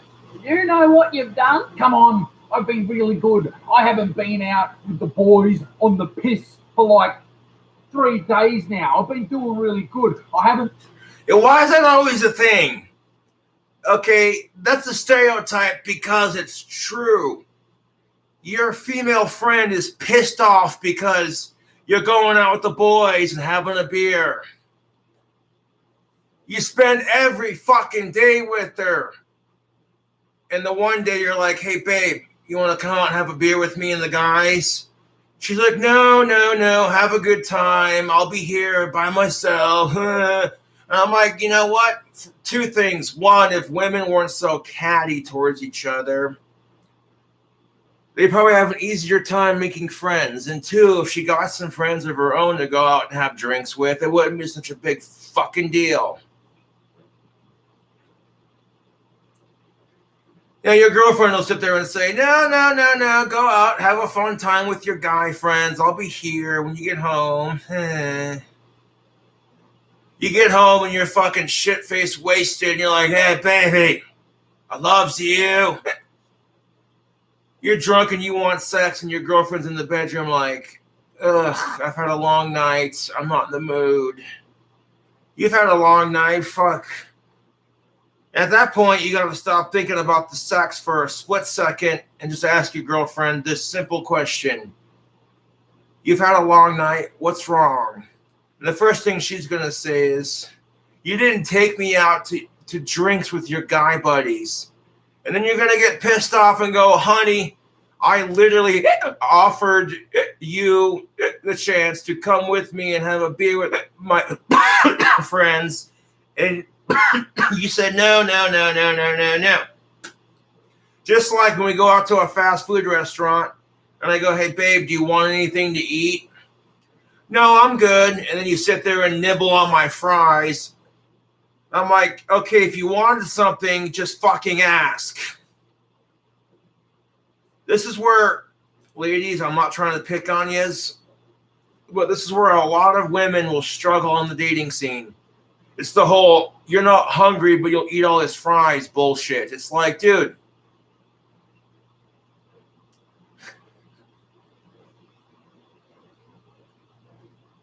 Like, I'm not trying to pick on women here. I'm really not. I got mad respect for women, but that's just it. That's the kind of female shit that guys can't stand.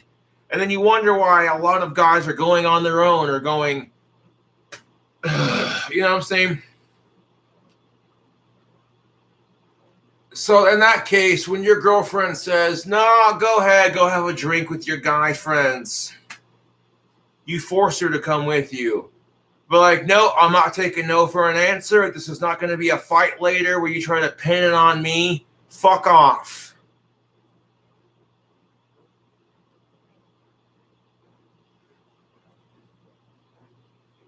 But I'm the asshole because I got women figured out.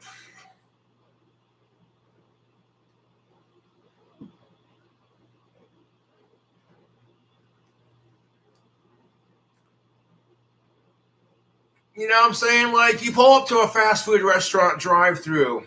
Hey, babe, you want anything? She looks at you with this face like, no, I'm good. I'm not hungry. And the second you order your food, you get a large fries and a double bacon cheeseburger and a large drink. You're set. And the second you start driving home, your girlfriend just casually reaches over and starts eating your fries. And you ignore it because that's your girlfriend. Hey, you know what I'm saying? But after she's finished half of the large fries, and you look at her and go, hey, if you wanted something to eat, you should have said something. Oh, no, I'm good. Half these fries will be just fine. I'm like, Imagine for 1 second, women, if men did this crap. If men, us manly men, if men did this crap, right? You pull up to the fast food restaurant and your girlfriend says, hey, babe, you hungry for anything? No, I'm good. And then as soon as she orders her food, you start eating her fries. That shit wouldn't fly over. Don't bullshit me. You know what your girlfriend would do? Motherfucker, those are my fries. Get your own goddamn fries. You should have asked when I offered to buy you something. But heaven forbid, if you say that when your girlfriend's eating your fries, it gets taken as an attack. And I'm like, this is where women and men are lacking in communication issues. Like, as far as, you know what I'm saying? Your girlfriend starts eating your French fries and you're like, hey, could you stop? That's my food. I offered to get you something. Well, now she's hungry because she smells the fast food in the car. So you're like, what do you want me to do? Okay, screw this. I know what we're doing. Where are we going? We are turning the fuck right around and going to that fucking drive-thru again. You want some fucking food? I'm going to order you some. Now, damn it, woman, quit being difficult on purpose.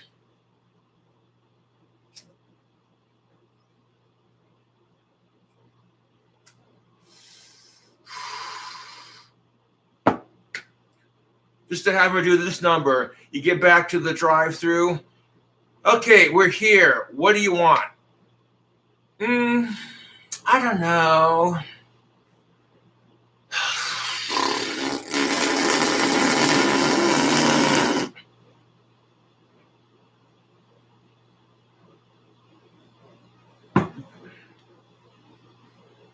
You know, and that's just it. As a guy, you offer to get your girlfriend something to eat. She goes, I don't know. I don't want anything. I'm good. And then as soon as you get your food, she starts snitching your fries. And at first you're like, oh, that's cute. Have a couple fries. I don't care. But then you look and like all your fries are practically gone. And you're like, okay. At that point, you just look at her and go, if you wanted something, why didn't you ask? Oh my God, stop attacking me. I wasn't. Lucifer, give me patience. I was not trying to attack you. I was just simply asking a question. Oh, now you're mansplaining. Shut the fuck up, asshole.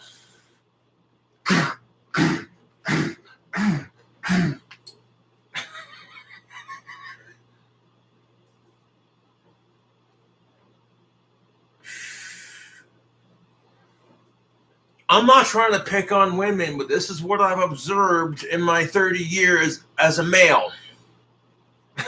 Like, shit.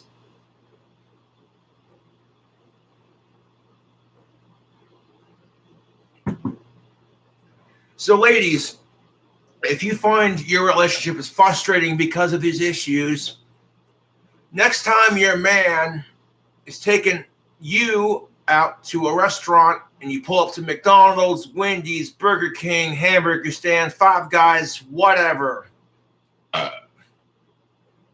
Cordova. I don't care which fast food restaurant it is, Sonic. You know what I'm saying? If your man pulls up into the drive-thru and says, babe, what do you want? Pick something.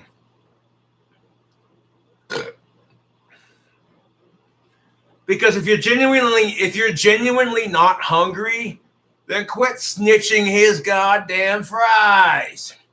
Especially because you know if guys pulled that same shit, you would fucking hate it. Ha ha.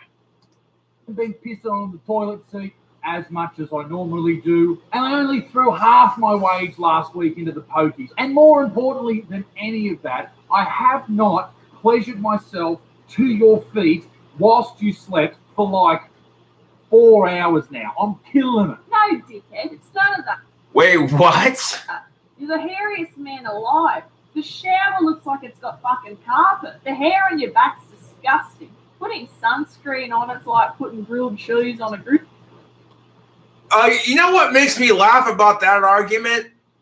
is feminazis will sit there and say, oh my God, you're a man with a hairy back. That's fucking disgusting. You need to have that shit waxed. But the second we say, hey, love, would you mind trimming your, like shaving your leg hair and your armpit hair?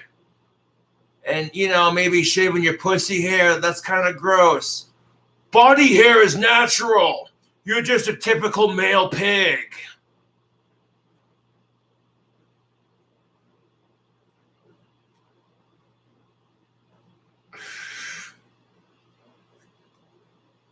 Like, there are feminazis out there who are grossed out by manly back hair, and they think to themselves, oi, those men are gross. They need to shave their backs. Fucking disgusting animals. But turn around, and as soon as we ask them, hey, you know what? Your hairy pits are disgusting. Could you shave that shit? They lose their freaking mind.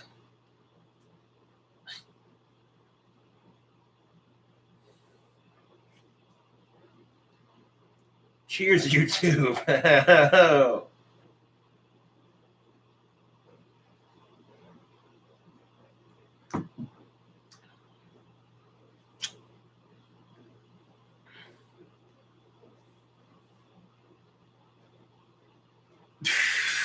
Grizzly bear, your monobrow makes me sick.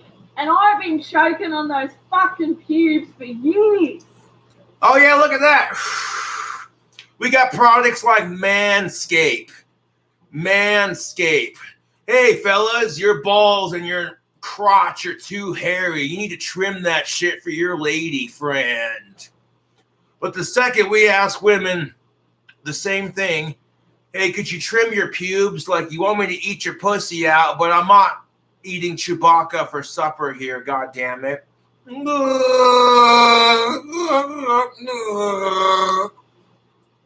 We're the assholes. If us men say, hey, you know what? Your fucking pussy's too hairy. That's disgusting. Could you, like, trim that shit? Like, fucking shave it? It's fucking gross. They look at us and go, you're a fucking pig, but then you expect us to shave our balls and our pubes. Fuck off with your hypocrisy. You, sir, are an absolute mess. Well, do I have news for you?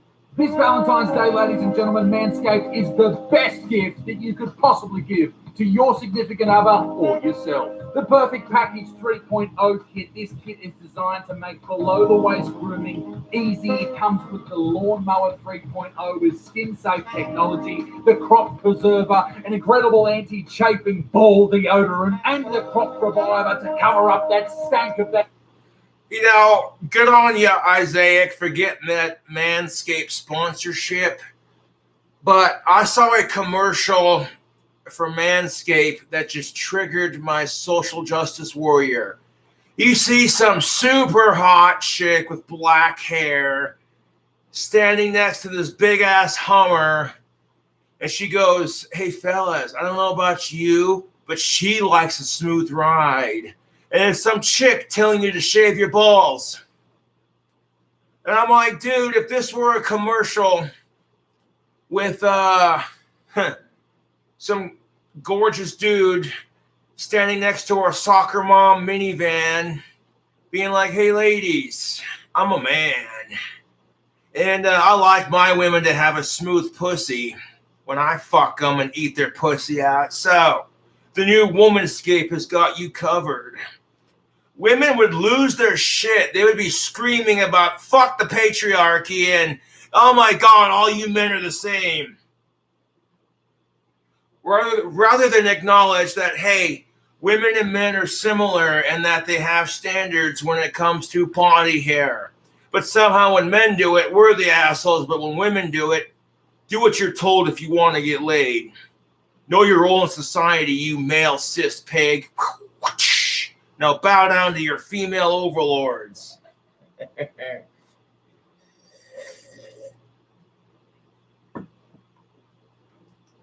That stanky dick once and for all. But does it stop there? I don't know, you're telling the story. No!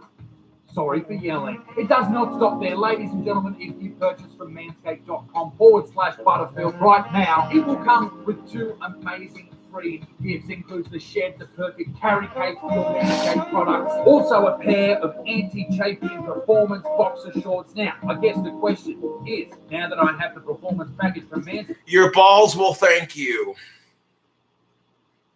I gotta take a piss. I'll be right back.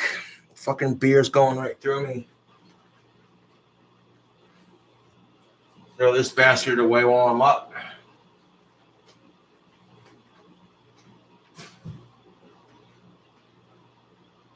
I'm bloody sick of it. Being a man, it's like everything manly has to do with your dick. Like, fuck off.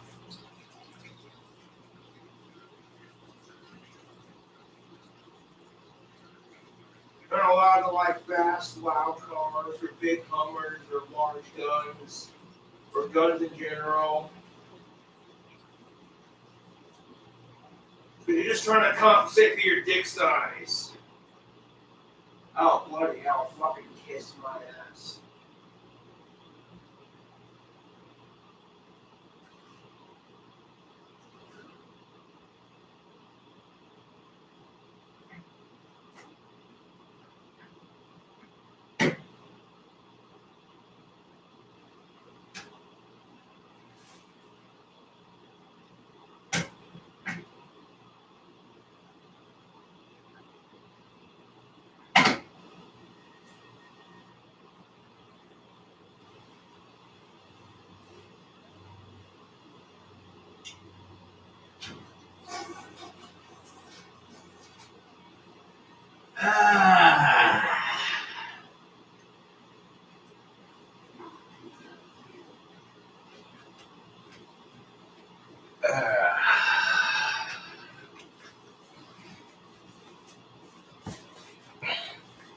As a man, this is the crap we have to put up with. We're not allowed to like guns, trucks, loud cars, etc. without it being about our dick size.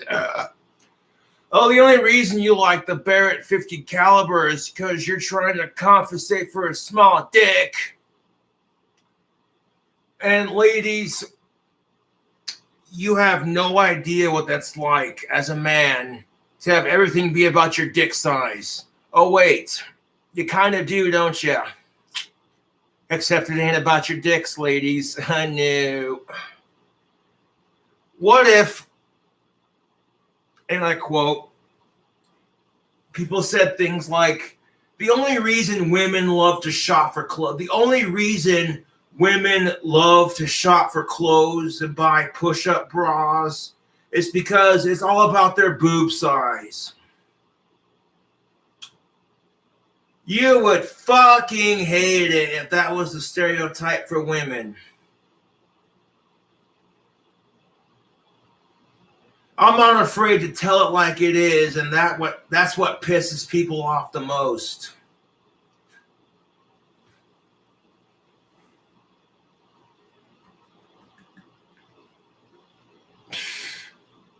But to some degree, that's how women get treated too in our society. The only difference is men, we're not allowed to like loud cars and big trucks and SUVs and Hummers and big guns and guns in general without it being about our dick size. Well, women don't necessarily go through it like that, but women are put to a higher beauty standard, which has nothing to do with what they like and don't like. It's just how it is.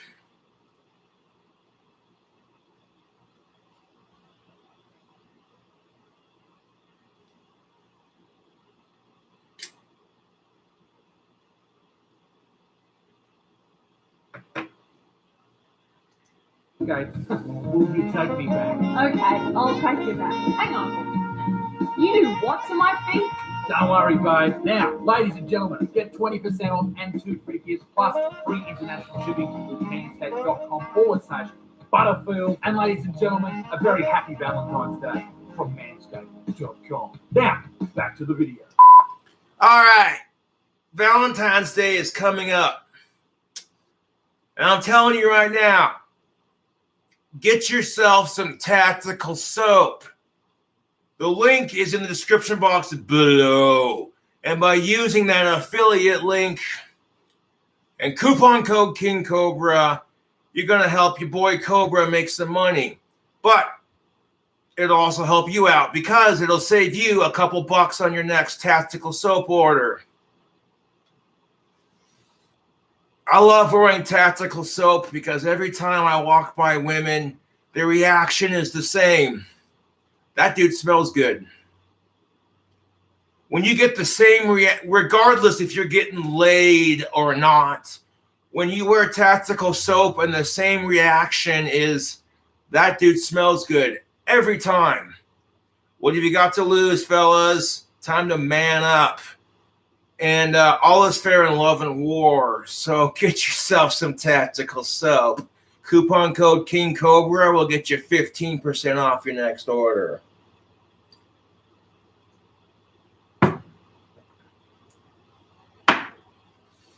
You got a man, buy your man some tactical soap. The soap is all natural.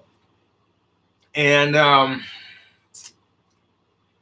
let's say your man showers up with some tactical soap and you take him, he takes you out for a nice date on Valentine's Day. Every chick your man walks by is going to say the same thing. That dude smells good. That's going to make your man feel confident because he's like, yeah. And that's going to make you feel good because you got a man who smells good. Ladies, what's up?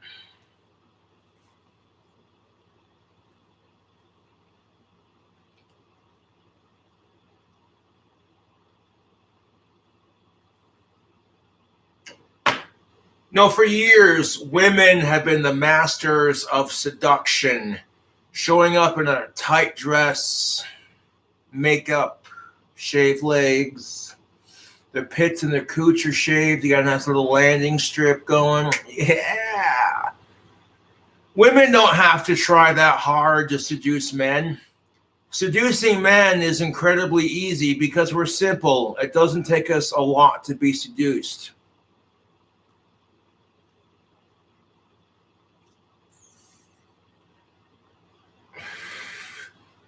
You got some basic female grooming in. Your legs are shaved. Your pits are shaved. You're trimmed up downstairs. You don't got a unibrow going. And you show up to the bar in jeans and a low-cut t-shirt with no makeup on and your hair in a ponytail. I guarantee you, there's a guy out there who's saying, yeah, I want to fuck that and bring it home tonight. So he makes his next move. He's like, I want to buy that chick a drink. Ladies' night at the bar. If you're buying drinks for your lady friend, or if you're a girl, guess what? You get 50% off your drinks.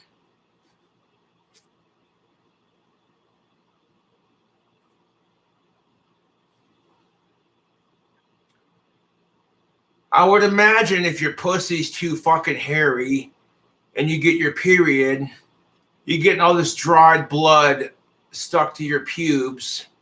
And that's just fucking gross, man. That could lead to infections and shit. Like, no, dude.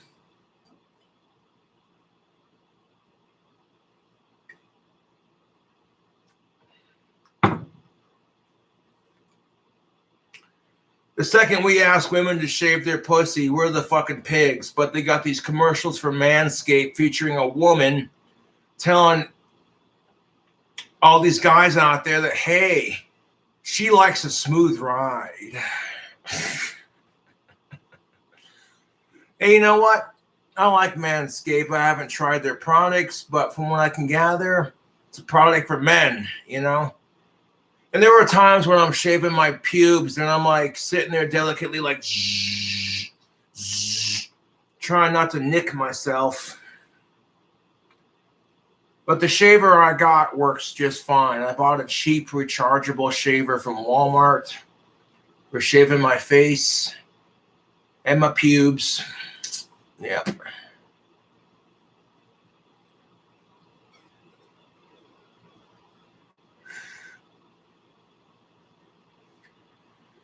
And the reason why they make those commercials is because, do you think your woman wants to be gagging on hair when she's sucking your dick? No. She's sitting there going down, and you're like, and all of a sudden she does this number.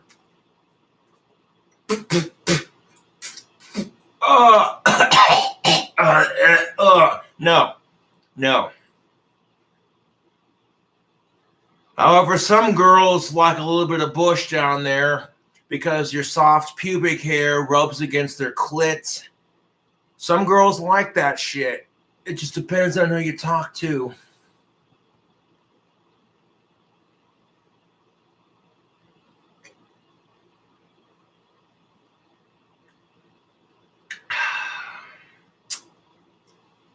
Sad day I'm out of beer. That's all right. I recently stumbled across some very interesting articles about what the modern hardcore feminists expects of the modern dead shit man. What the modern hardcore feminist and what she expects from the dead shit modern man. A man who's been beaten. A man living in a modern society that's overly feminized. I am all for it, though, to an extent. Hear me out.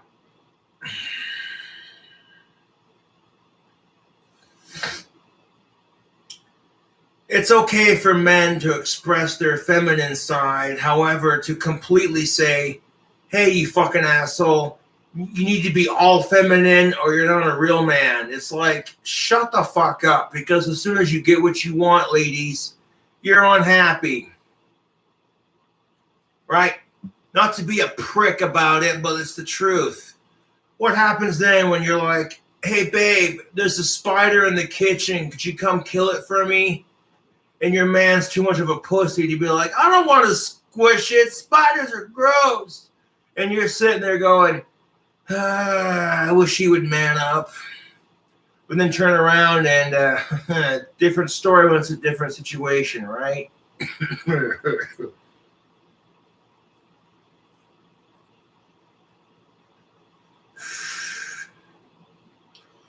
Or, hey, babe, there's a rattlesnake out in the backyard. Could you get rid of it for me?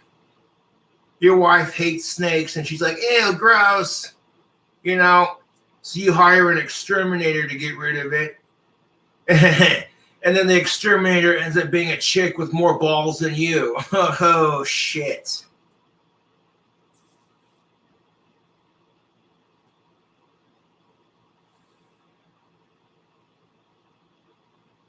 When all you had to do was take a shovel and chop the snake's head off, then bury the snake's head.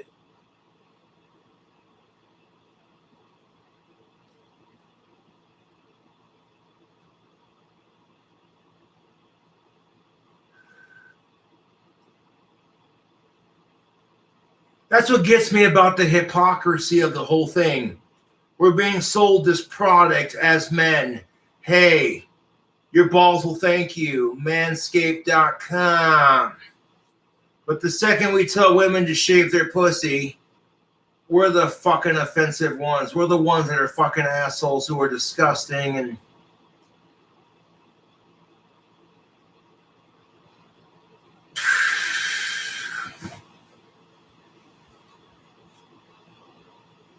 look, fuck feminazis. You want to sit there and scream about how men are pigs because we want you to shave your pits? There are some men who don't give a shit whether you have hairy armpits. They're still going to fuck you. So your argument is kind of... they should watch out for, what they need to look for, all that type of stuff. It's a lot of the media saying, hey, women, you need to be told to do this, which is very unfeministy. But anyway, we'll forget that for now. Right. You got a society telling women, hey, you need to do this because you're a woman. That's expected of you. That sexist undertone gets lost in the masses because women are being told, you need to hate men. And if they hate you back for hating them, call them a sexist, male, chauvinistic pig and see how they like that.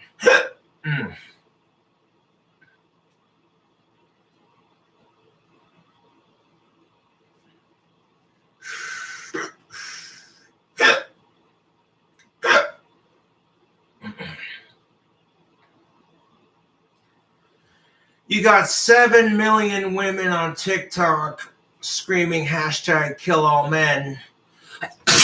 No. And there are a couple people who don't support that.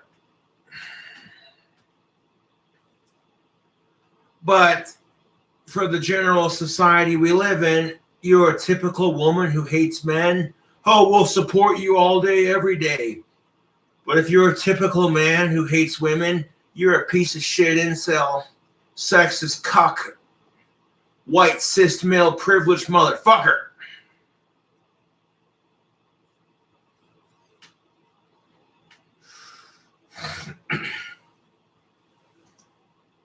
Strap yourselves in.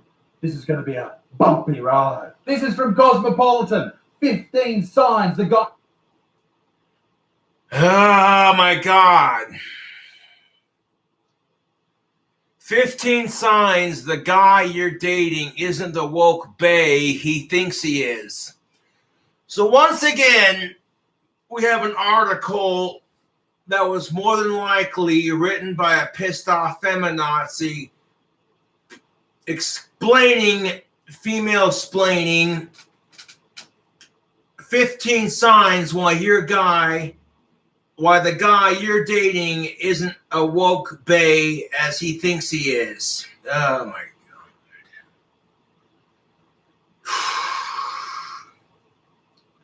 This is one of those I need a beer, people suck moments, like on a real note.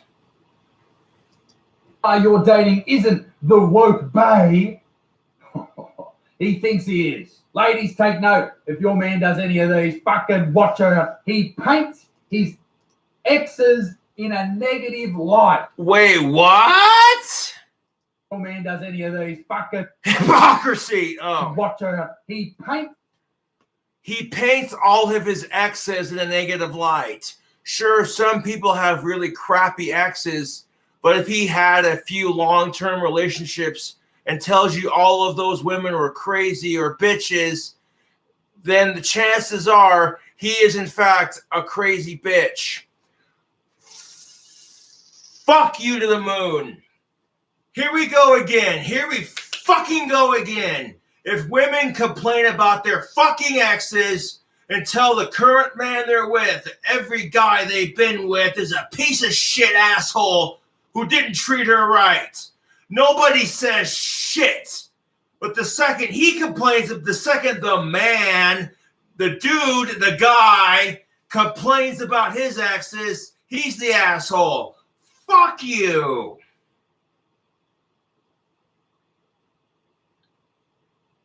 Like you're fucking sitting there as a woman going, oh my God, the last person I dated was a total crazy psycho person. Oh my God. And here's a rule of thought, okay? If you are dating someone, you're trying out something new, leave your fucking exes out of the conversation. Thank you. Because if you're trying to set up a new relationship with somebody, do you think either side wants to hear about what a piece of shit your ex is? No.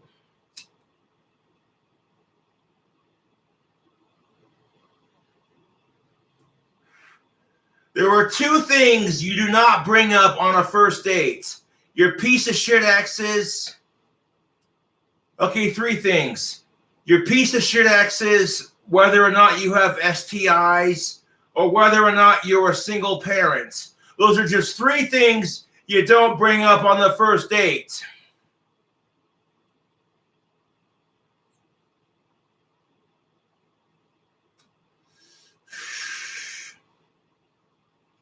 He paints his exes in a negative light. Sure, some people have had really crappy exes, but if he's had a few long-term relationships and tells you all of those women are crazy or bitches, then the chances are he is in fact a crazy bitch. There is some truth to that. If you are dating shitty people, eventually you become a shitty person yourself. And it takes you a moment to date someone decent before you're like, hey, you know what? And that's the truth, dude. Think about it. The people you date can change your personality. That is the fucking truth, man.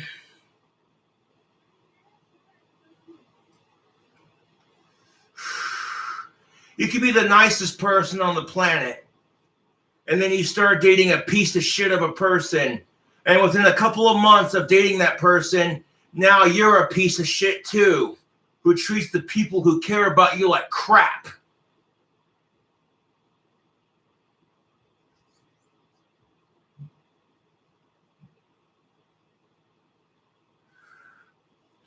Look at when Heidi started dating Cartman on South Park. I hate to use South Park as a reference, but South Park's a funny show. When Heidi first started dating Cartman, she had her own personality.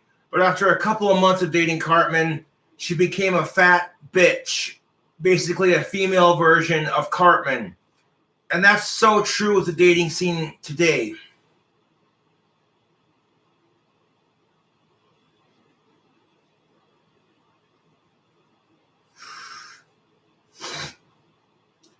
The argument of, sure, some people have had really crappy exes. That's true for both sides. Sure, women and men have had really crappy exes. The problem with this is two things. One, when you date people who are bad for you, you become just like them. Just the same as if you date people who are really good for you, you become just like them. The second thing, that's a negative stereotype. Just because you've dated a couple of shitty people doesn't mean you're going to become exactly like them. It really depends on the person.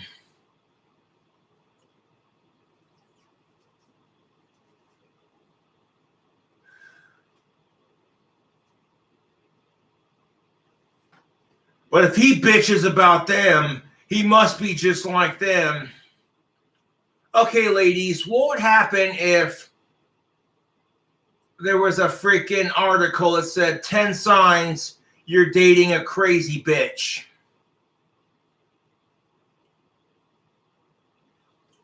Number one, if she bitches about all the asshole guys she's dated in the past, she must be an asshole herself. This is what pisses me off about our society. You know, we're not allowed to complain about shit when it affects us without being judged by some other asshole. Piss off.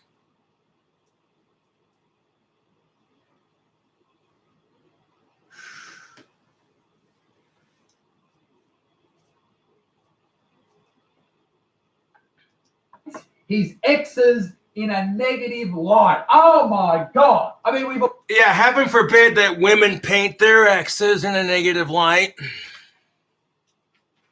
Oh my God, dude.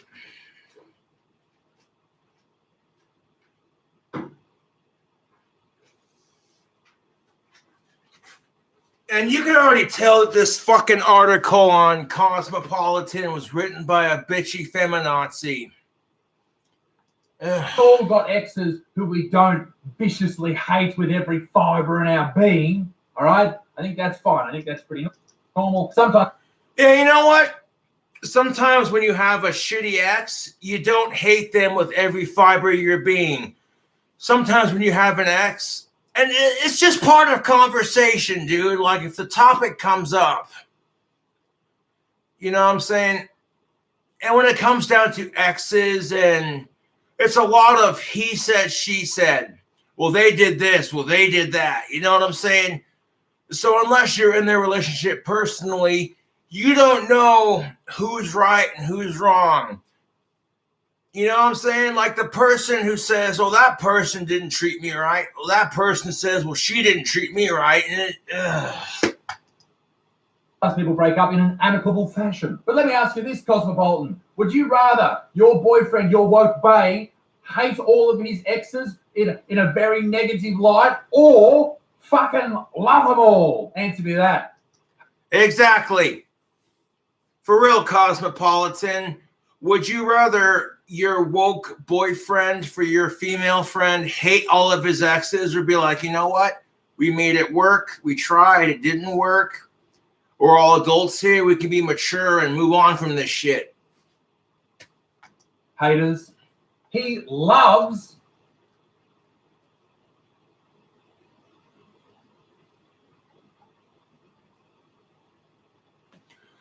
this one. Oh my God. Number 3. He loves that you don't wear much makeup because he likes the natural look. He thinks it's his place to comment on how anyone chooses to present themselves. Do one. Fuck off. Okay? Fuck off. Women love it when their man notices, oh, hey, you put on a little bit extra makeup today. Oh, you did something different with your hair. Looks nice. Doesn't mean they're going to stick with that look permanently? No. But you want to fucking make that argument, kiss my ass. When women sit there and make an effort to look nice, put on a bunch of makeup, maybe they'll do their hair differently, they want their man to notice. It's just one of those things. You say you put on too much makeup or not enough makeup, you're going to get told as a man to fuck off. But the second she chooses it, if you don't notice that she puts on the makeup, you're an asshole. You know, if you make the comment, hey, you know, I don't know, dude. This is what pisses me off about the whole thing.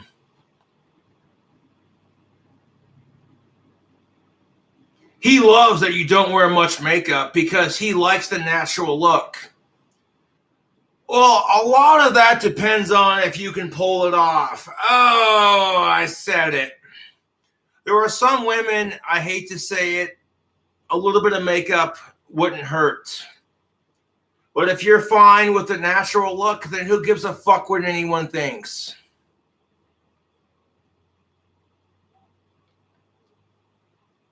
You know what I'm saying?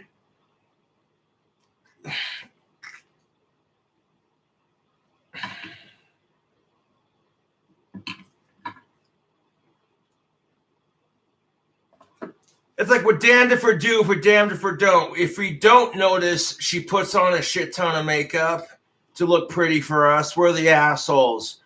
But if she doesn't put on makeup and we compliment on her, we're awesome. What? The way I say it, YouTube, the way I say it and the way I see it, it don't matter. If you're a woman and you want to wear a shit ton of makeup, go for it. If you don't want to wear makeup, who gives a fuck what anyone thinks? But at some point, you would think, as a woman, you would get tired of being validated by your looks. And which is kind of true for both genders. I mean, both genders are getting validated for the way they look, how much money they have. Well, he loves that you don't wear much makeup because he... Wait, what? So I'm confused. You're trying to sit there and say your man may not be as woke as he thinks he is. So women will sit there and go on this stink about how you shouldn't have to wear much makeup to be accepted. And if he doesn't notice, he's a piece of shit either way. For a lot of men, it just feels like you're damned if you do, damned if you don't.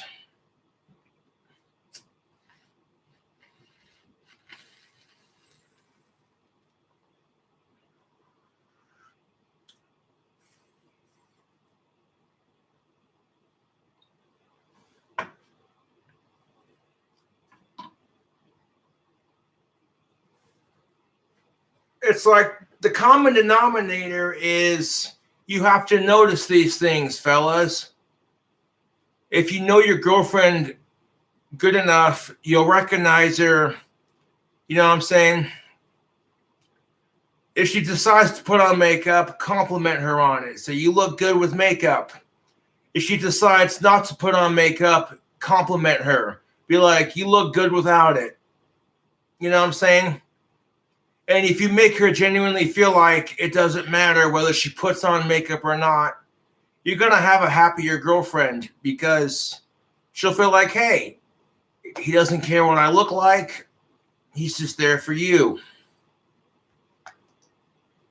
That you don't wear much makeup because he likes the natural look. He thinks it's his place to comment on how anyone chooses to present themselves. This sounds exactly... You know what? Fuck that. He thinks it's his place to comment on how anyone presents themselves. Fuck you. It is nobody's business how you present yourself.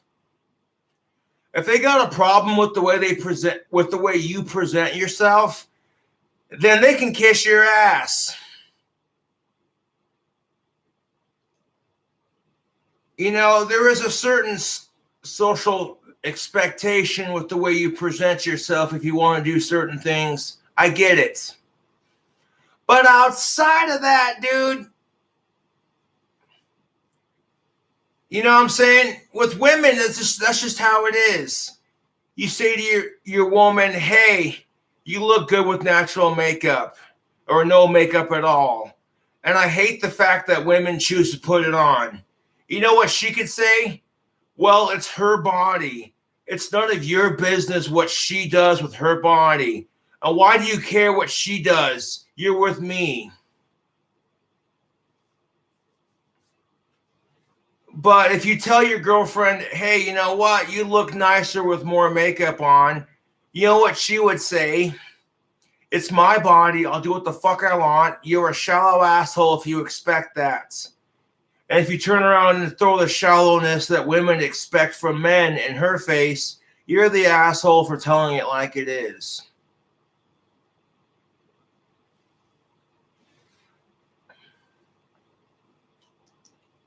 Like some whinging, whining fuck that everyone only follows because she posts titty pics on her Instagram stories would say. How self-entitled do you sound when you say something like that? Although I will say this. It is a bit self-entitled to think that your opinion matters more than someone else's. But what are you supposed to do? You know, you compliment a woman for not wearing much makeup and you're just like, hey, you know what? The natural look, you rocking that shit. And then you comment how you despise women who put too much makeup because it sets a false perspective. That woman could turn around and say you're a typical male pig, that she can do whatever the fuck she wants with her body. And if she wants to put on a shit ton of makeup, that's her choice. And you should be more focused on what your girlfriend's doing and not what some other female's doing. Keep in mind, you don't even think like that. You're just trying to support your girlfriend. Your girlfriend says, hey, I'm not going to wear makeup, so you support her and encourage her, and you get shit for it. Your girlfriend puts on too much makeup or not enough whatever makeup, and you're going to get shit for it out of the way. You keep your mouth shut because you don't want to fight with women. You just want to have sex in a healthy relationship and make your woman feel sexy and appreciated without all the bullshit. You're still going to get a fight over it. And that's where the problem with the gender relations happens. A woman, a lady, a fully male would never comment on how a man looks. Now, would they? Bullshit. Bullshit. A woman won't comment on how a man looks. Bullshit. They may not say it to your face, but, to quote Terrence Popp, if you're with a group of females and you're the only dude in the car and every other female is sitting there in the car jibber-jabbering away, some cute guy walks down the street, and I guarantee you're going to hear some really raunchy shit. You're going to be sitting there going, fuck, women are just like men when it comes to this issue. The only difference is they won't say it to your face.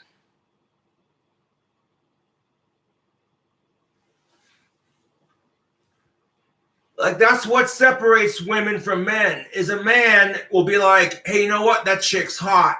Walks up to her and says, hey, I would fuck the shit out of you. You got some nice titties and a nice ass. Goddamn.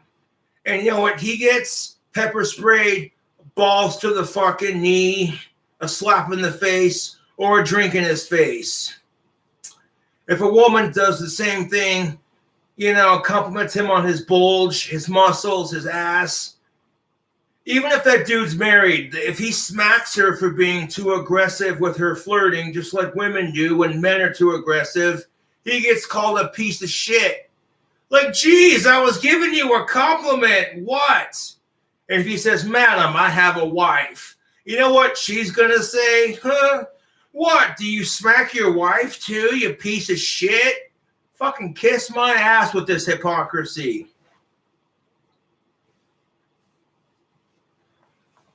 You think women don't notice when a man looks good? Fucking kiss my ass. No offense to Isaiah Butterfield, but the reason why it's played out like that is because you don't hear what women talk about when they're with each other and in a group of people. It's the same thing as any man talking about the opposite sex. You get a group of guys who are watching some chick go by, and every guy goes, yeah. If that chick's good looking, trust and believe. Every guy in that group's going, yeah, I would fuck the shit out of her. That chick is fine. And some of them might be obnoxious enough to say it to her face. And if they're her type, she'll be all over it. Like, yeah, you want this, come get it. But if she's saying, you're not my type, fuck off, immediately, that dude's being a pervert. That dude's sexually harassing her, etc. But if a chick hits on a dude and he's not her type and he rejects her, he's body shaming. He's a typical male pig. He just can't handle that pussy because it's platinum. No, you can't handle rejection. And I guarantee you, if men acted the same way every time a chick rejected him, it wouldn't go over so well. What, you rejected me because you're a lesbian? Pfft. You can't handle this dick. Any girl will be lucky to fuck me. You're just a typical slag. You know what happened? That girl would smack him across the face and say, you can't handle rejection.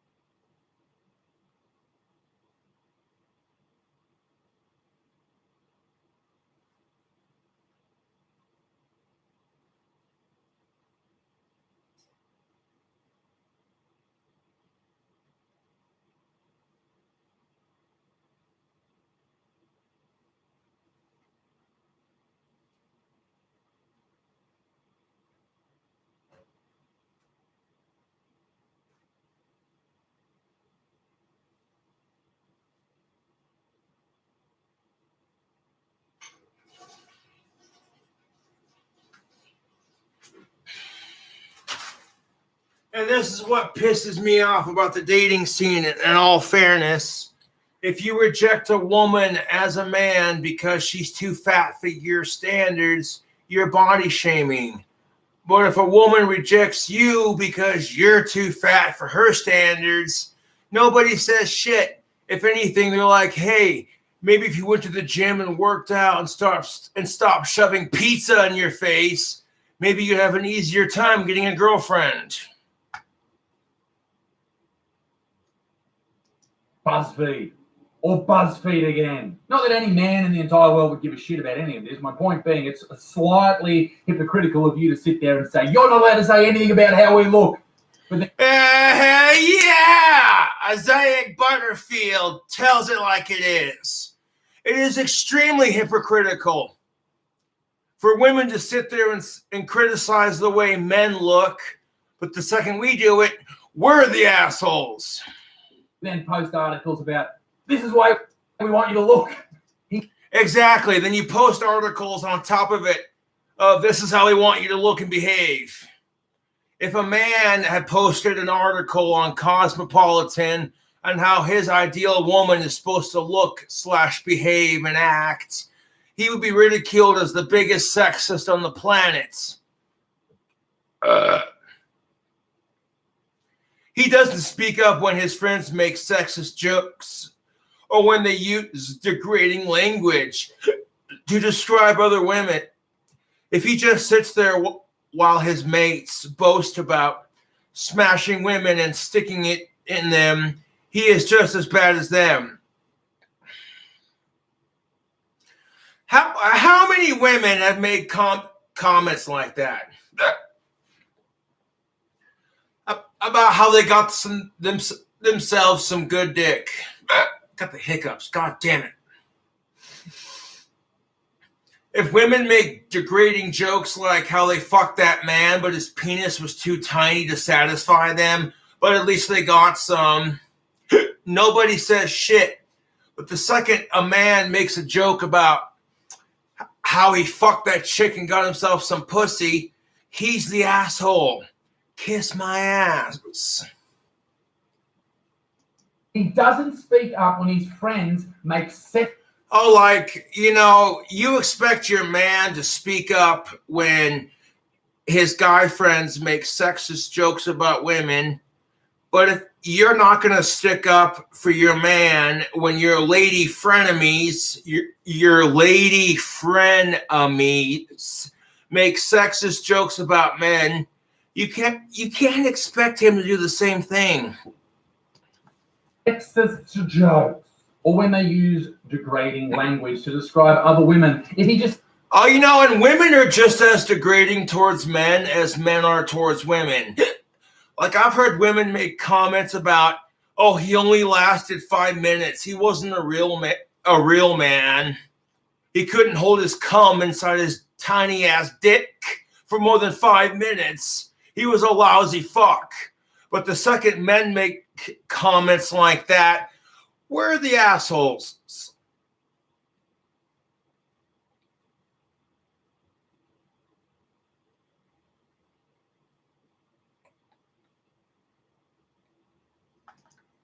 Sits there while his mates boast about smashing women and sticking it in them. He's just as bad as the sexist people. Oh, are you all right? Did a man make a joke about you? Once again, you fucking children, all right? Men make jokes about women. Women make jokes about men. Thank you! Women make jokes about men. Men make jokes about women.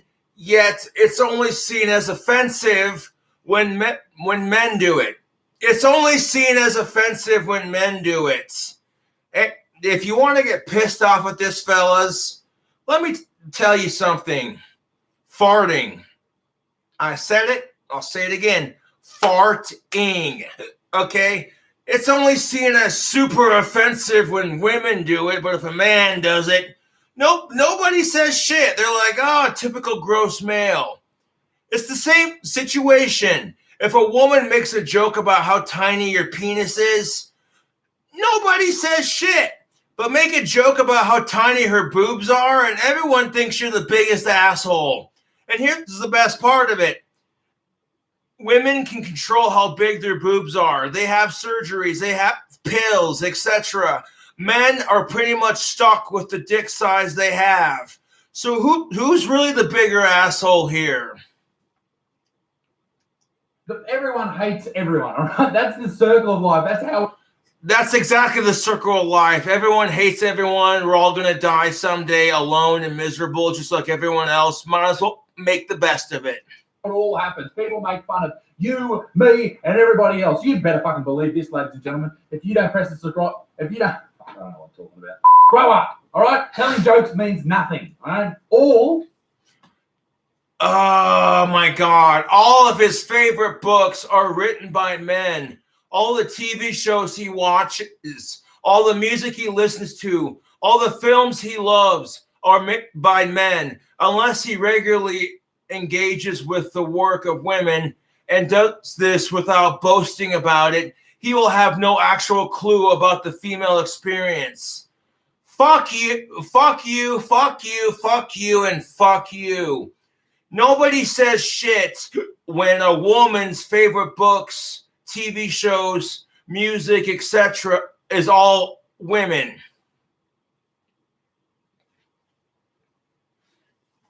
The same fucking number 5 in this article can also apply to women.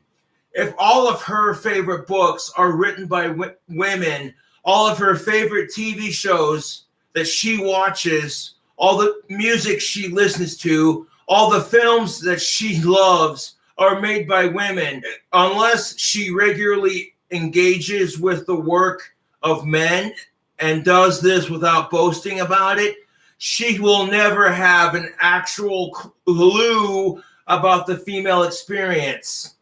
And you think TV shows and music are going to tell you about a female experience? Piss off.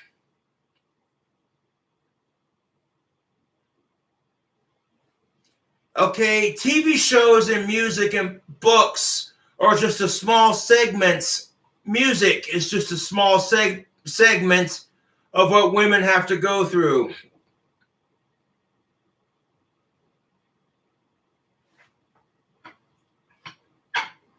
So if I don't claim that Wet Ass Pussy is my most favorite song, I'm a sexist. But women turn around and, oh, if he makes a song about how big his dick is, he's a pig.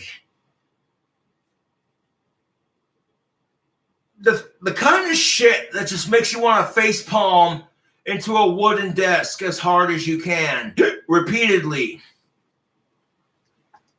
Of his favorite books are written by men. All the TV shows he watches, all the music he listens to. Because so here's the argument to that. If you have a man whose favorite books, favorite TV shows, and favorite music are all created by women, and then he claims to understand the female experience because he experiences media like music, TV shows, and books who are all written by women.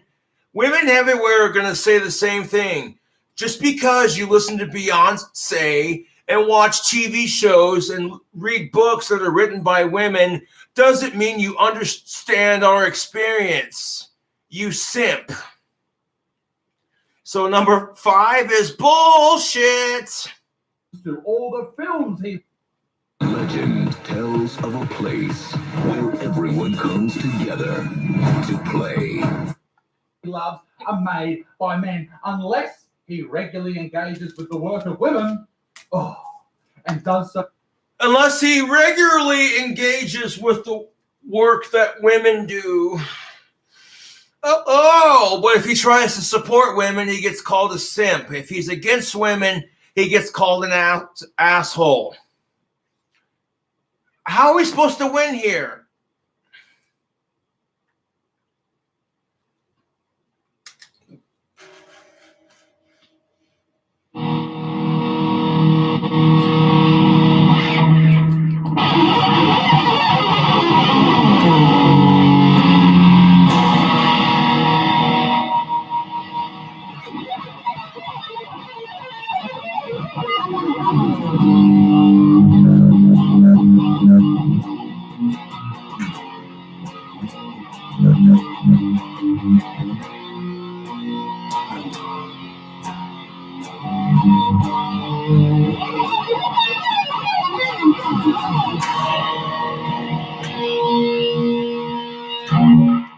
But without boasting about it, he actually has no clue about the female experience. So fucking what? People listen to things that they enjoy, watch things they enjoy. Exactly. Have we become so divided by racial and gender issues that President Trump is not allowed to get a white dog for his family without being called a racist? That men are not allowed to enjoy books written by men without being called a sexist? Exactly my point. Like, people enjoy the things that they enjoy.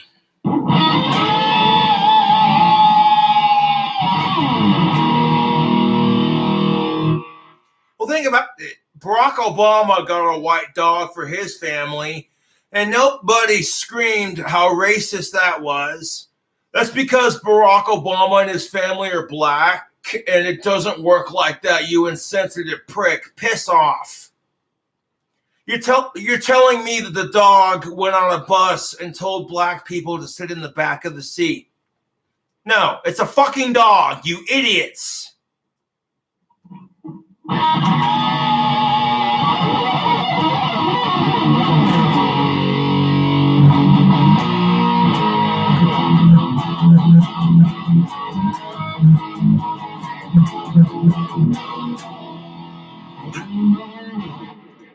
Read things that they enjoy. Doesn't matter if it was made by a dude with a dick or a chick with a fucking badge or a chick with a dick or people listen to things that they enjoy, watch things they enjoy, read things.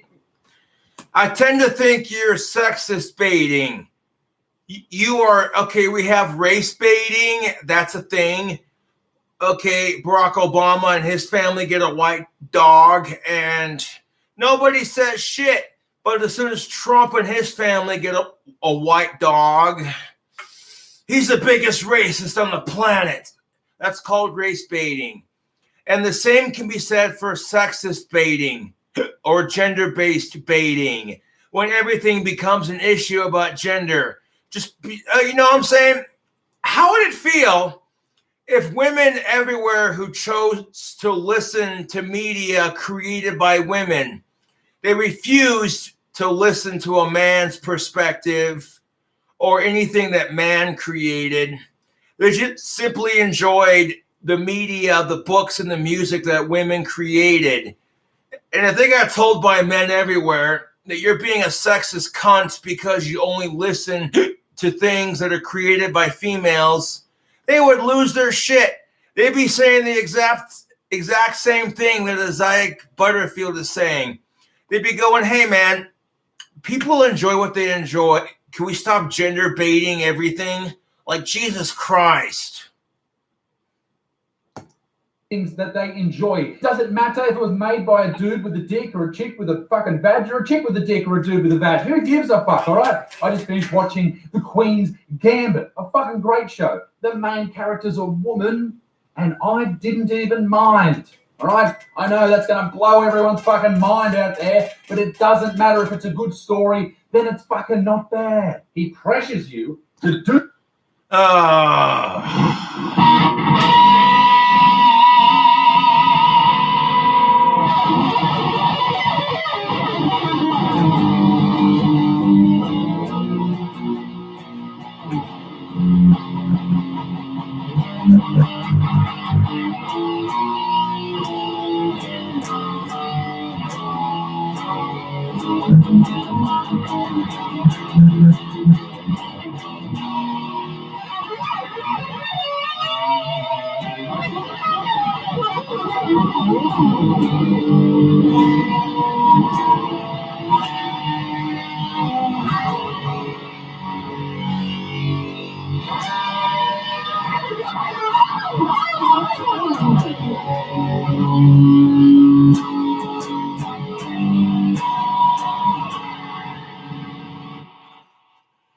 Number 12, the pressures you do stuff you're not comfortable with.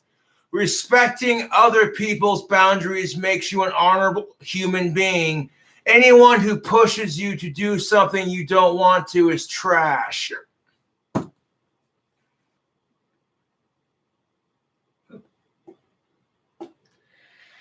Nobody ever talks about it when she pressures you into doing stuff you're uncomfortable with. Like, okay, your boyfriend's pressuring you into giving him a good blowjob. He's a piece of shit because you don't suck dick. But the second she pressures you into getting fucked up the ass while she wears a strap on, you're an insensitive piece of shit to her needs.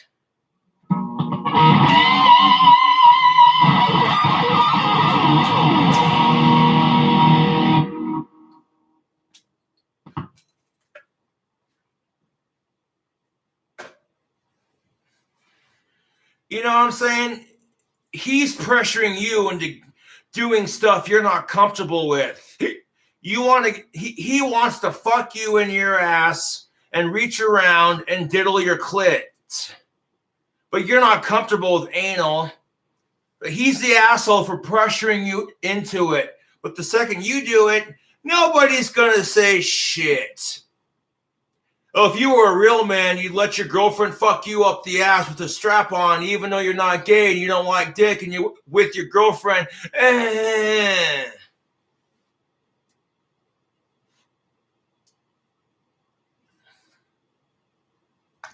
Do stuff that you're not comfortable. So, according to this woman on Cosmopolitan, if he pressures you into doing stuff that you're not comfortable with, he's a piece of trash. Well, the same can be said for women. If she pressures you into shit you're not comfortable with, she's a complete slag, hypocrite slut. I thank you. Comfortable with. I think they're talking about anal. He cried, not all men, when you talk. On number 14, he cries not all men when you talk about rape culture or objectification. And sure, we're not all saying all men are X or Y, but derailing is a very important conversation just to protect the image of men is understanding, is undermining and frustrating. Right. Okay, my counter argument to this is what happens when men treat women like shit because of all the crappy cunts they've had to experience. Women say the exact same goddamn thing. Hey, man, not all women are like that. But no one says, hey, you're just mansplaining when they do it. Kiss my ass. And trying to have a conversation and protect the image of men is undermining and frustrating, especially when it's the same fucking argument on the other side. Assholes ruin it for everyone. That's just the truth. You take these pieces of shit men who are the worst fucking assholes. They're pigs. They treat women like crap. And then you take these feminazi cunts who treat men the same way. And everyone's not trusting each other because of these assholes. Talking about rape culture or objectification. And sure, we're not saying all men are X or Y, but derailing a very important conversation just to protect the image of men is undermining and frustrating. Would you be saying that over trying to protect the image of men is undermining and frustrating? Ladies, would you say that if it was the other way around?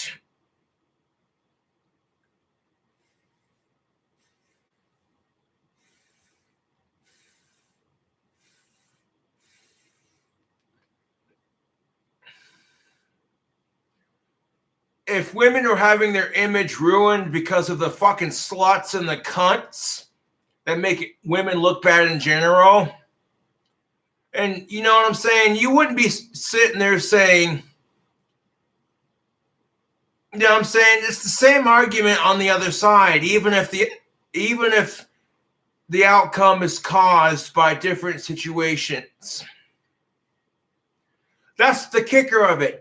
Men and women face the same bullshit in our society. Even if it's caused by different situations, it all adds up to the same situation.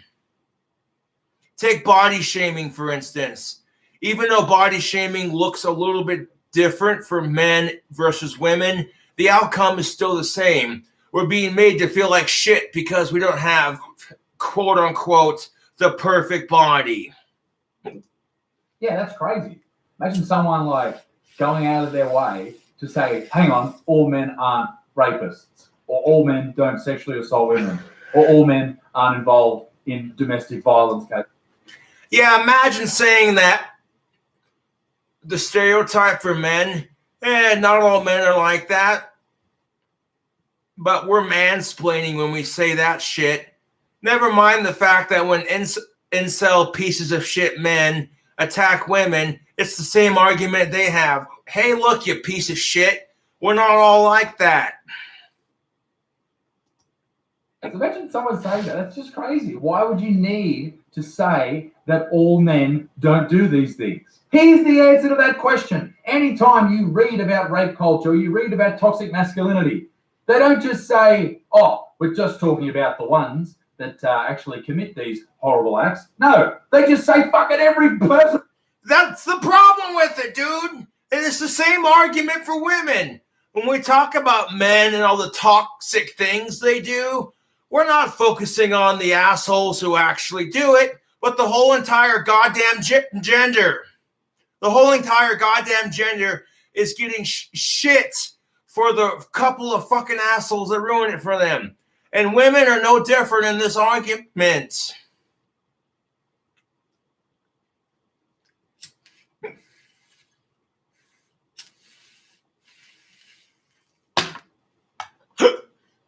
With a cock, particularly when they say shit like kill all men. Like, no wonder people get defensive about that. Yeah, I can't imagine. Number 15, he mansplains things to you. This could be anything from your actual job to the very notion of feminism.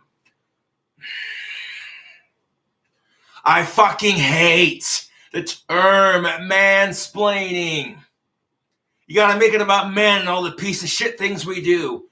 No one is sitting here saying that men aren't shit. Sometimes men are the biggest assholes on the planet.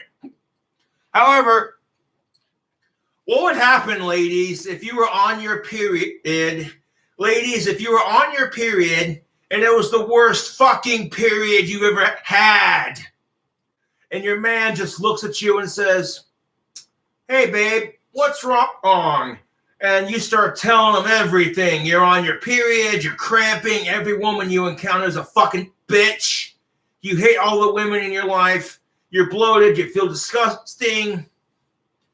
And what if he looked at you and said, oh, you're just girl guilting because men don't have periods? You're trying to guilt me as a man with your sexist feminist ways. You're trying to girl guilt me because I don't have periods like you do. Stop girl guilting and deal with it. Quit being a pussy. And you would fucking hate it, ladies, if men did that crap. That's exactly what mansplaining is for us men. That's exactly how we feel. He mansplained things to you. We can't explain our situation without it being an issue about gender. That's what pisses me off. Sorry. Calm down.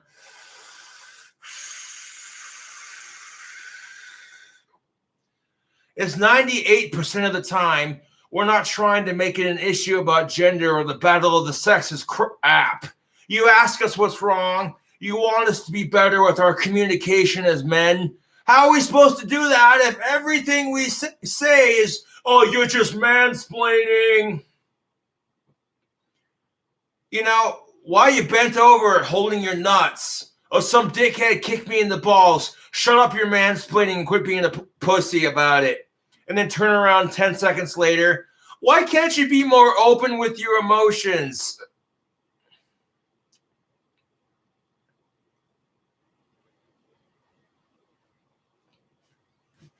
It's the kind of thing that makes you want to have a fucking brain aneurysm.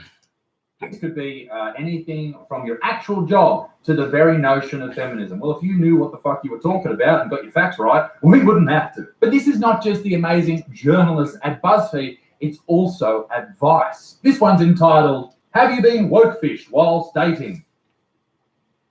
Have you been woke-fished while dating? Here's how to tell. If the dude describes himself on Hinge or as a feminist, pay close attention to how he actually treats women. To be fair, that's a fair analysis. There are some men out there, some men who claim to be feminists, but they're actually the biggest pieces of hypocritical shit on the planet. And it pisses me off because there are a lot of nice guys like myself who genuinely care about women's rights and men's rights and the gender equality movement. But when men are using feminism just to get laid, you're turning feminists into feminazis with that crap. That is the goddamn truth. This is the same argument, okay? You have a bunch of nice guys. Feminazis turning nice guys into incels. It's the same argument. Oh.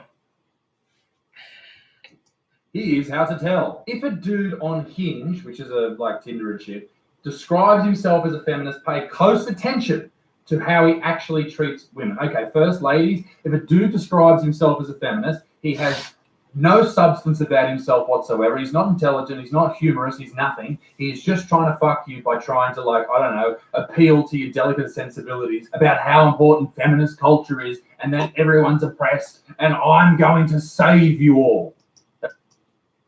That's the only way he gets to fuck chicks. That's literally it. A woke. You know, and a dude pretending to like feminism just to get down your pants. Women hate that shit. But how is that any different than pretending to be interested in him, to laugh at all his stupid jokes, just so you could steal his money and get yourself some dick?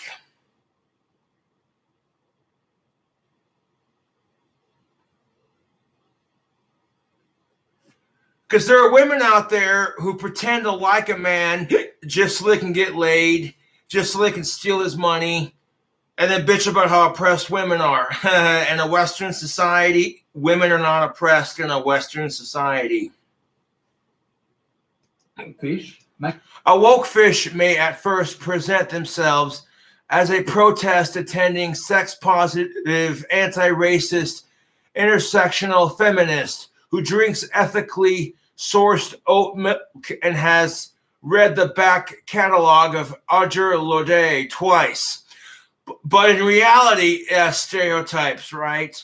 But in reality, they don't give a shit. Or as it is often the case, they are actively the opposite of their personal lives. It's sort of like catfishing, but specifically with political benefits. And nobody focuses on it when women do this crap to get what they want from men.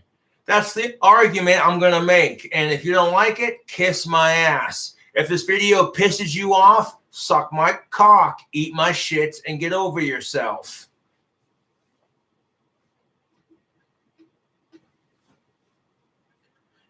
Nobody is going to sit here and say, oh yeah, that woman is using that man for dick and money and pretends to believe the same shit he believes. This big argument that women are making, I hate to say it, but some women do the same exact thing.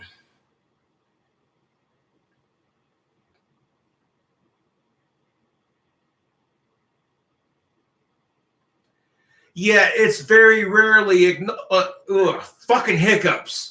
It's rarely acknowledged when women do it, but if men do it, we're the biggest pieces of shit on the planet.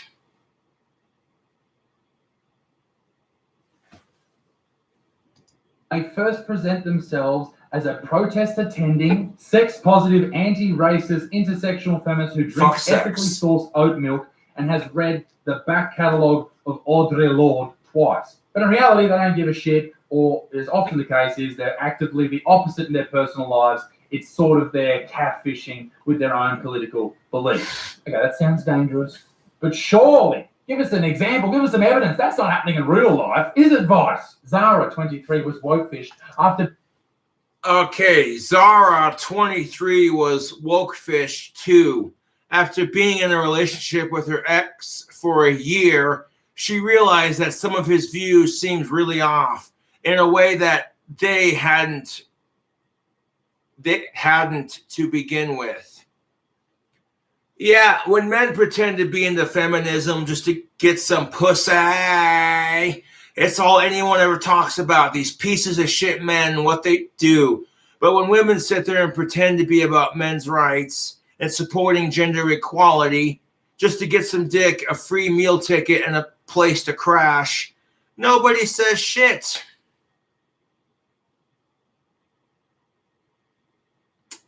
Yeah.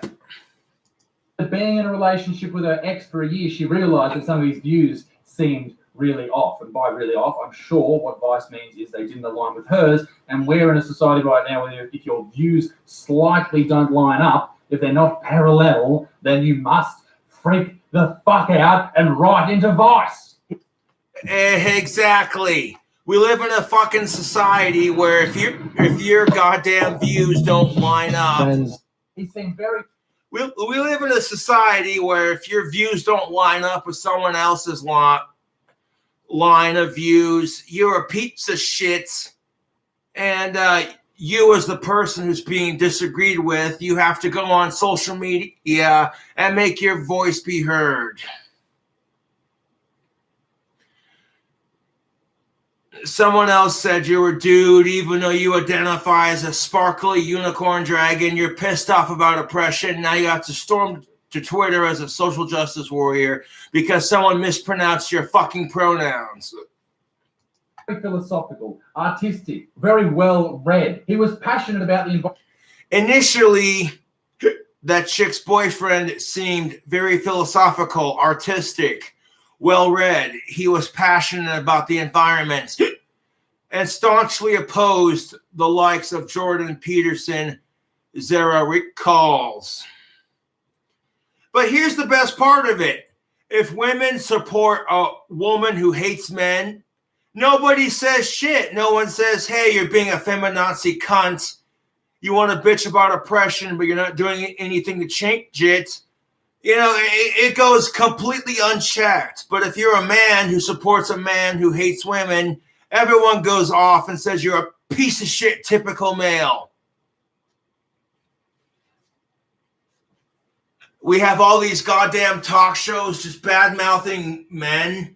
A bunch of fucking saggy old slags sitting on this goddamn talk show like, men, am I right, ladies? And everyone goes, whoop, whoop. And they're sitting there drinking morning mimosas, going, hey, what's the deal with those men? Am I right, ladies? And then every woman in the audience is going, yeah, preach it, sister. And then the next hour and a half is them just bad-mouthing men. Could you imagine for a second if guys had a show like that? Yeah, we're going to wrench and work on cars. We're going to drink beer. We're going to fart and burp and scratch ourselves and talk about what slags women are. I guarantee you public access television would have the biggest fit about that. And if fellas, you bitch about this crap, guess what? You want to call it unfair? Your gender hasn't been oppressed for the last several centuries.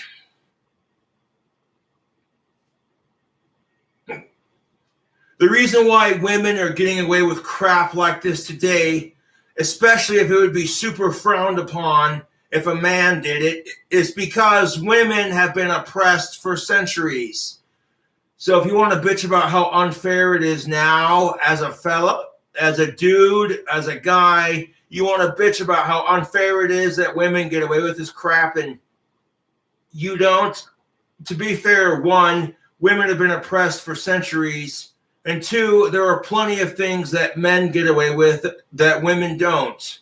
Farting is just one of them.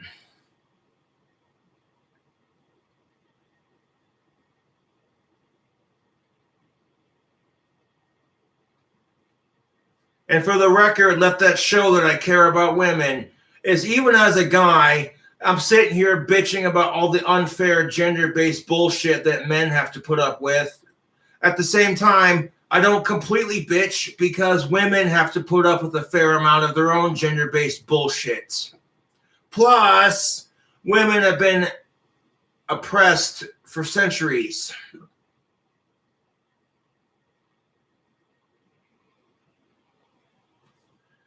$1600s versus 1960. Big difference. 1960s roll around.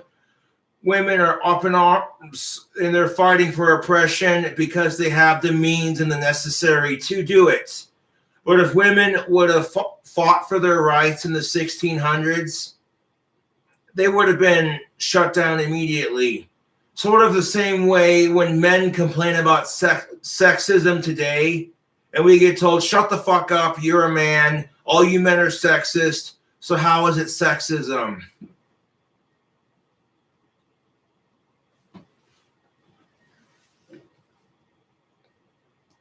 Fireman and staunchly oppose the likes of Jordan Peterson.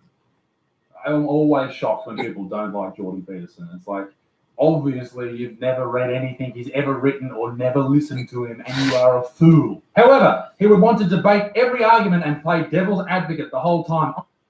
However, he would want to debate every argument and plays devil's advocate the whole time. Again, we're blaming the devil for our problems. Fuck off. What happens when she plays devil's advocate and argues with everything you say?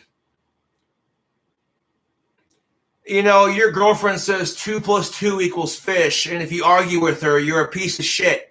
Even though logically you're like, babe, I hate to break it to you, but 2 + 2 = 4. You can't make math equal an animal. It just doesn't work like that.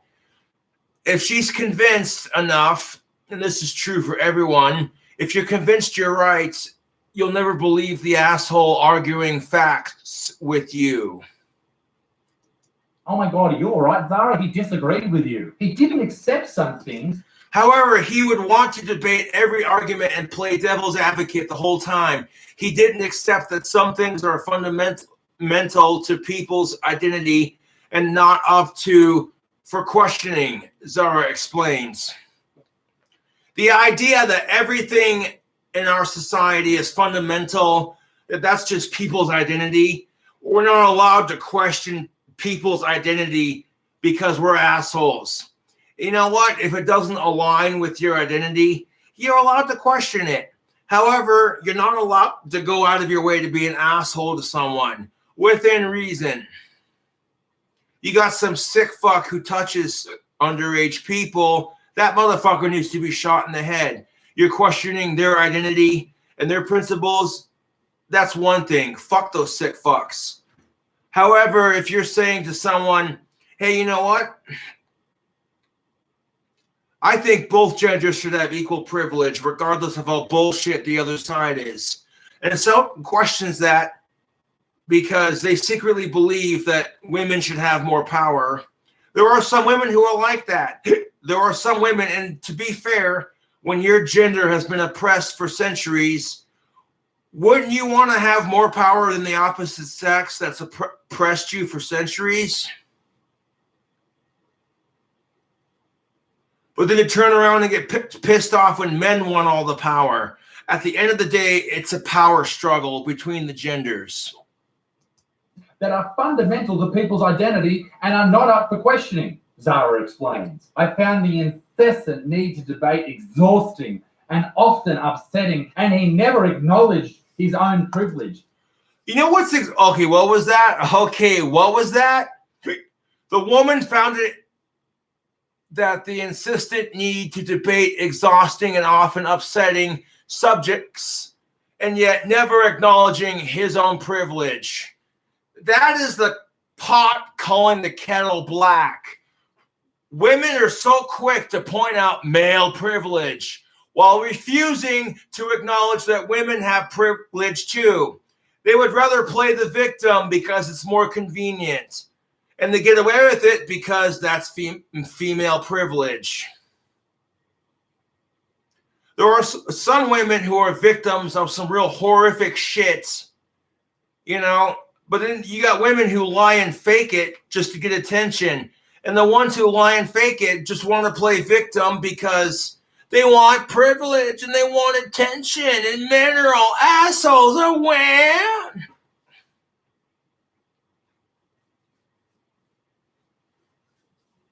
Like, you want to get mad when he refuses to acknowledge his privilege? Check your privilege, honey. I don't hear you complaining about male privilege. I don't hear women complaining about male privilege when it's a woman divorcing a man and taking everything he's got, even though she's the fucking cunt who shouldn't have kids, even though he's the better father. Nope, I don't hear women screaming about male privilege when they're getting, you know, the privilege. And that's just it. Women need to acknowledge that they have privilege and men can be victims too. And women also need to be aware that you're not alone in this struggle. Men need to realize that they too have privilege just like women, and that they can be victims too. And then the sooner you acknowledge that, the sooner women and men go, hey, you know what? Hashtag me too. Incessant need to debate exhausting. And you know what? It is exhausting debating these topics. Gender relations is extremely exhausting because both sides are full of shit. Both sides cause the most problems, and either side does shit to fucking do anything about it. But the second, as a man, you stand up for the issues, you're a weak male piece of shit. If you're a woman and you stand up for the issues, you're a weak female piece of shit. So it's like we bitch about the issues, but we're not allowed to talk about it, and we're sure as hell damned if we're trying to fucking fix it. Often upsetting, and he never acknowledged his own privilege. Sounds like Zara needs to remove the lead-infused butt plug from her anus. And it sounds like Zara's partner just dodged the biggest, most painful bullet that's ever fucking existed. Now, this isn't all feminists. Believe it or not, I've actually gotten to know some. And that is the fair truth. This is not all feminists. Like I've said before, feminazis and extremist cunt women have infiltrated the feminist movement. Now, whenever someone hears the word feminist, the first thing that pops into their head is some crazy radical bitch with a short Karen haircut and crazy colored hair with her tits hanging out. It says "fuck men" written across her tits, and she's holding up a sign screaming "fuck the patriarchy," and she's got a fucking bullhorn screaming about oppression. You want to talk about oppression, ladies? If a man were to walk down the street with his dick hanging out with a boner, he pops a Viagra, gets a boner for 4 hours, and walks down the street with his dick and ass hanging out, protesting rape against men and what pieces of shit women can be. And he writes, women are cunts across his shaft, just going down it. And he's got a fucking picket sign that says all women need to quit being hypocritical bitches about this issue and just realize gender equality and realize we're both oppressed. All that shit wouldn't fly. There'd be a storm of people going, that's indecent exposure. We're going to put you on the sex offender list and you're going to jail. It's because people love seeing boobies. Nobody wants to see dick and balls unless you're in a relationship with that person. Oh, boy. Classical feminists in my time making videos and doing stand-up and all that type of business and just growing up. And with a lot of them, I just completely, wholeheartedly agree with all their beliefs. But it's this modern form of feminism where they consistently act as this oppressed race of people, which is just hilarious. And there's no... You know what the modern feminist wishes she had? The modern feminist is wishing that she had what old school feminists had.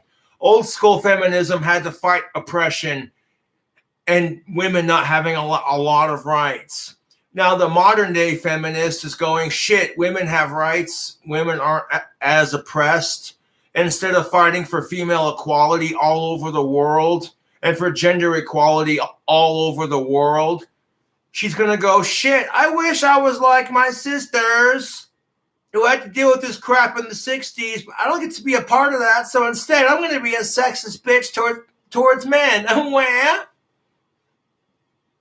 Wonder that things like woke fishing exist because dudes are sitting there going, how the fuck am I going to get on a date with that bird or root that bird with me being a fucking normal human being and not being some woke piece of shit? Modern feminists are so...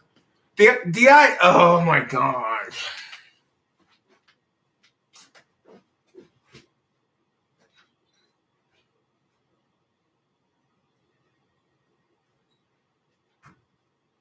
The idea that being woke makes you a piece of shit.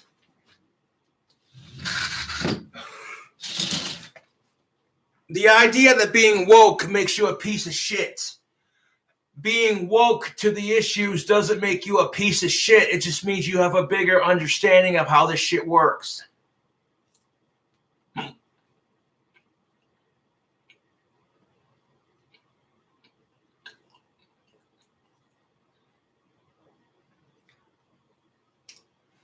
But who decides whether you're woke and that you're telling it like it is, or if you're just spouting up a bunch of nonsense.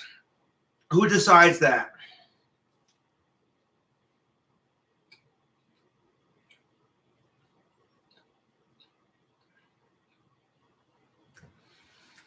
This is why I do what I do on YouTube. Because you can't just sit there and be like, hi, my name's so-and-so. What's your name? That's a lovely female name. You look beautiful tonight. What are your interests?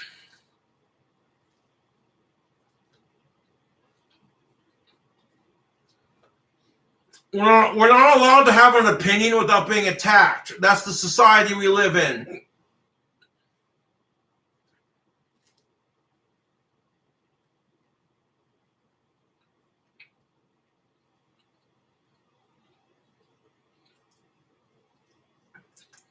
We live in a society where you're not allowed to have an opinion without being attacked by someone or being taken as you're an oppressive piece of shit.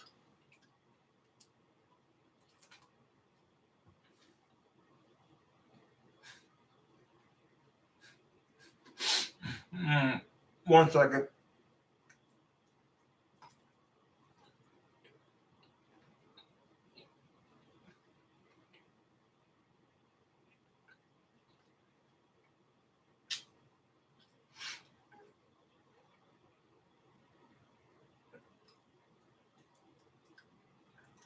Okay, there is a big difference between having a personal opinion and being oppressed.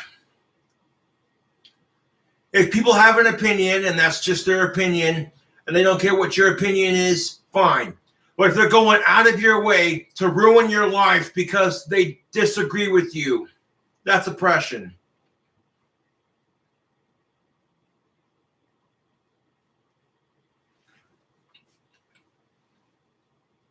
So convinced that everything they read on BuzzFeed or Twitter is fucking gospel, and that is dangerous. It's not up for debate. They can never be argued otherwise, and that's just a fucking bad way to live. Mm-hmm. You're treating BuzzFeed like it's the gospel. Nope. Haven't you heard that age-old expression, never believe everything you read on the internet? And yet you got these fucking morons who believe everything that BuzzFeed puts out.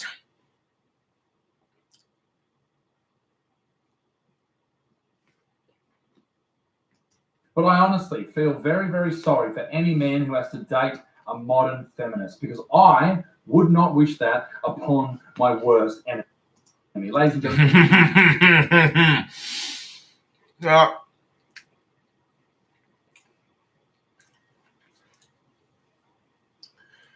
Trying to date a modern day feminist, yeah, I hate to say it, but that's unheard of.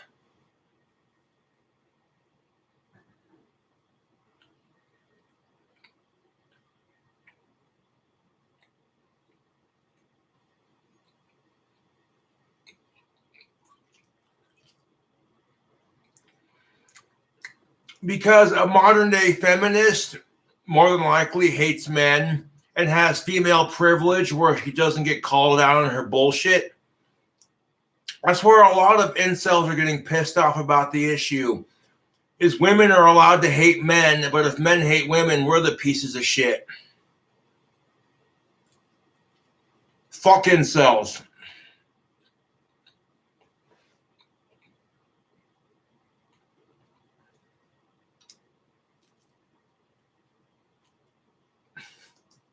Be a good motherfucker. Peace in the Middle East, be extinct. Here's voice, and I'll see you very soon. Bye.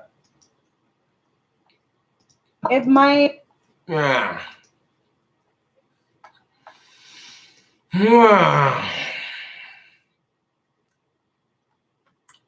What happened to the Super Bowl pizza? I'm eating it right now. I have one more giant slice left over in the fridge for later.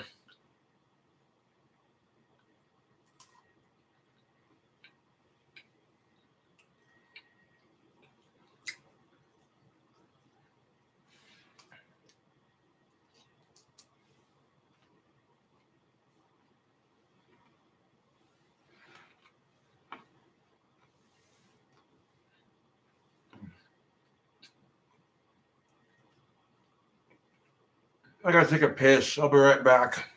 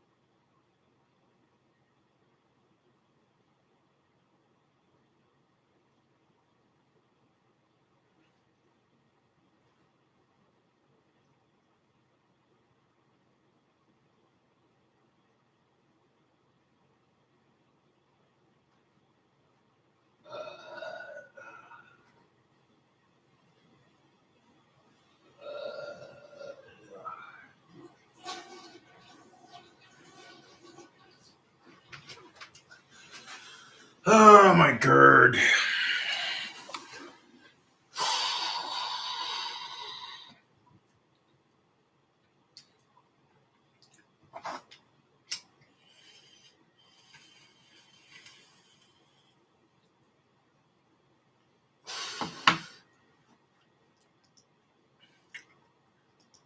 Oh man. 3 hours long. Fuck sexism, power to the people, hashtag gender equality. Thank you for watching. I'll catch you later. Subscribe for more awesome content.